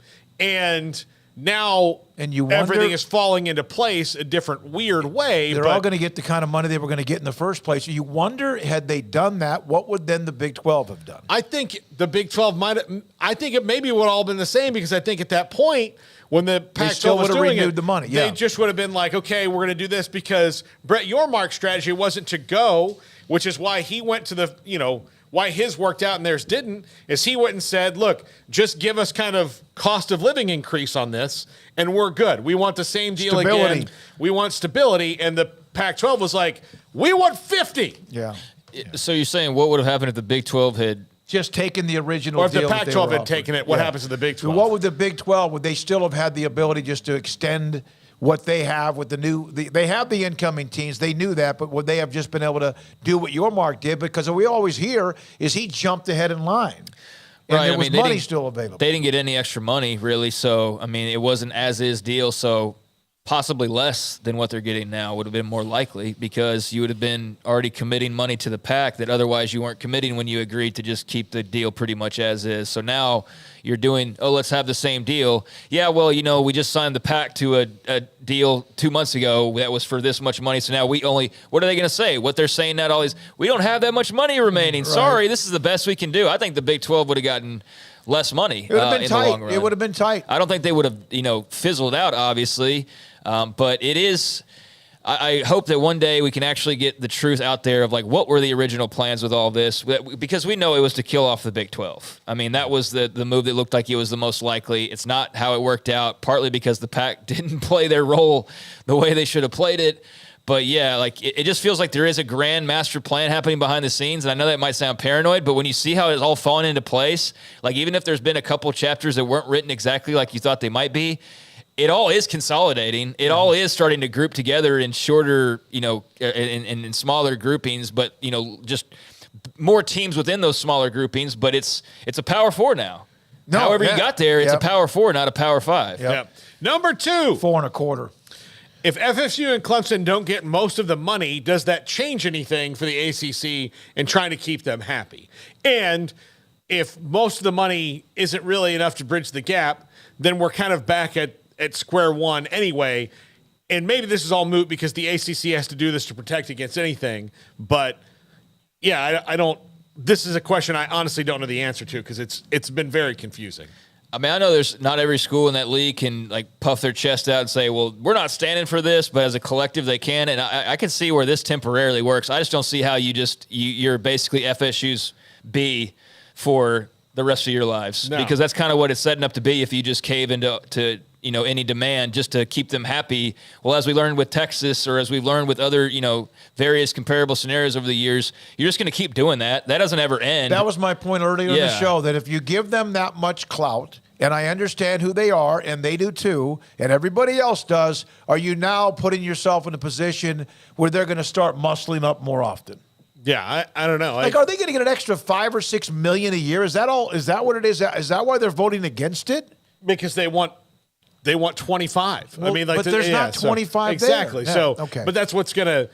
Yeah, I don't know. Well, there is, but they're just it's gonna be taken from the pot of others that otherwise they would equally share, and that's where it becomes uneven and unequal, and that's just why it seems very combustible. Yeah. And if I'm the rest of the ACC, I'm not going to feed a stray cat. Exactly. Because, I'm not going to keep coming back. Yeah. Yeah, it's going to keep coming back. And number one, they know this is going to be a nightmare, right? Like when they get into it, it might work out for them financially, or might be able to keep things together, but this is going to be a nightmare. And like football, fine, whatever, one game a week, but all the rest of it is going to be an absolute logistical bowl of spaghetti. Okay, the SEC is now the most condensed conference in America, correct? Because the ACC is what appears to be going to be coast to coast. Right. The Big 12 is all but coast to coast, and then the Big 10 is coast to coast. And the SEC now has their tight little family from Texas to the East Coast, and then a little bit up the East. It's nuts. Yeah, I mean, they're actually the regional conference. No, still. they are. They are the only one, and they have enough fans within that footprint to still be national. Whereas the others don't. They have to spread out to get the national kind of appeal. That's where the SEC does kind of have the way that you would like it, the best setup for sure. But it's going to be, I mean, if it happens, it still has to happen. I know that, probably after talking to Nicole Auerbach, there's more people convinced that it will. I'm not in those meeting rooms, so I have no idea. It certainly seems like there's more momentum that it will than it won't. But as we've seen, these things are very fluid. And, it is, though, if it does go through, going to be really interesting and kind of a nightmare. Yeah, kind of a nightmare that's not going to end. They're not just going to wake up and everybody's going to be all happy and satisfied. That's the thing. No. Either way this goes, there's more turmoil out there waiting. I wanted to share this. I know we're across the 6 o'clock hour. There was a back and forth with Bob Thompson, our great friend, the former CEO president of Fox. Someone was saying that this is about the Pac-12. Since there are still 12 members, at least for the 23-24 season, couldn't the majority vote to disband and split the money? We're talking about whatever's left. And Bob Thompson makes this clear. Once you notify the conference of your intent to resign, you no longer have a say in the operations of the conference. So the only ones that do right now are Cal, Stanford, Washington State, Oregon State. If Cal, Stanford say they're going to the ACC, there are 2 votes left. 2 votes to... 2 votes to do anything else you want to do, I guess. Maybe distribute the money. There's still money coming into the Pac-12. But they have a contract. They're not leaving the conference until the contract is over. No, they're not leaving until after the grant of rights ends, which is at the end of this year. Yeah, they're not going to. Oregon State and Washington State aren't going to. Washington State and Oregon State might want to change the rules, and we all get 50% each, and everyone else can. They're not going to Ocean's 11 this thing. No, but they also would get stuck with that $70 million Comcast bill too. Mm-hmm. Garrett Ross, great stuff. Emery Winter, Levi Caraway, and Jack McKenzie.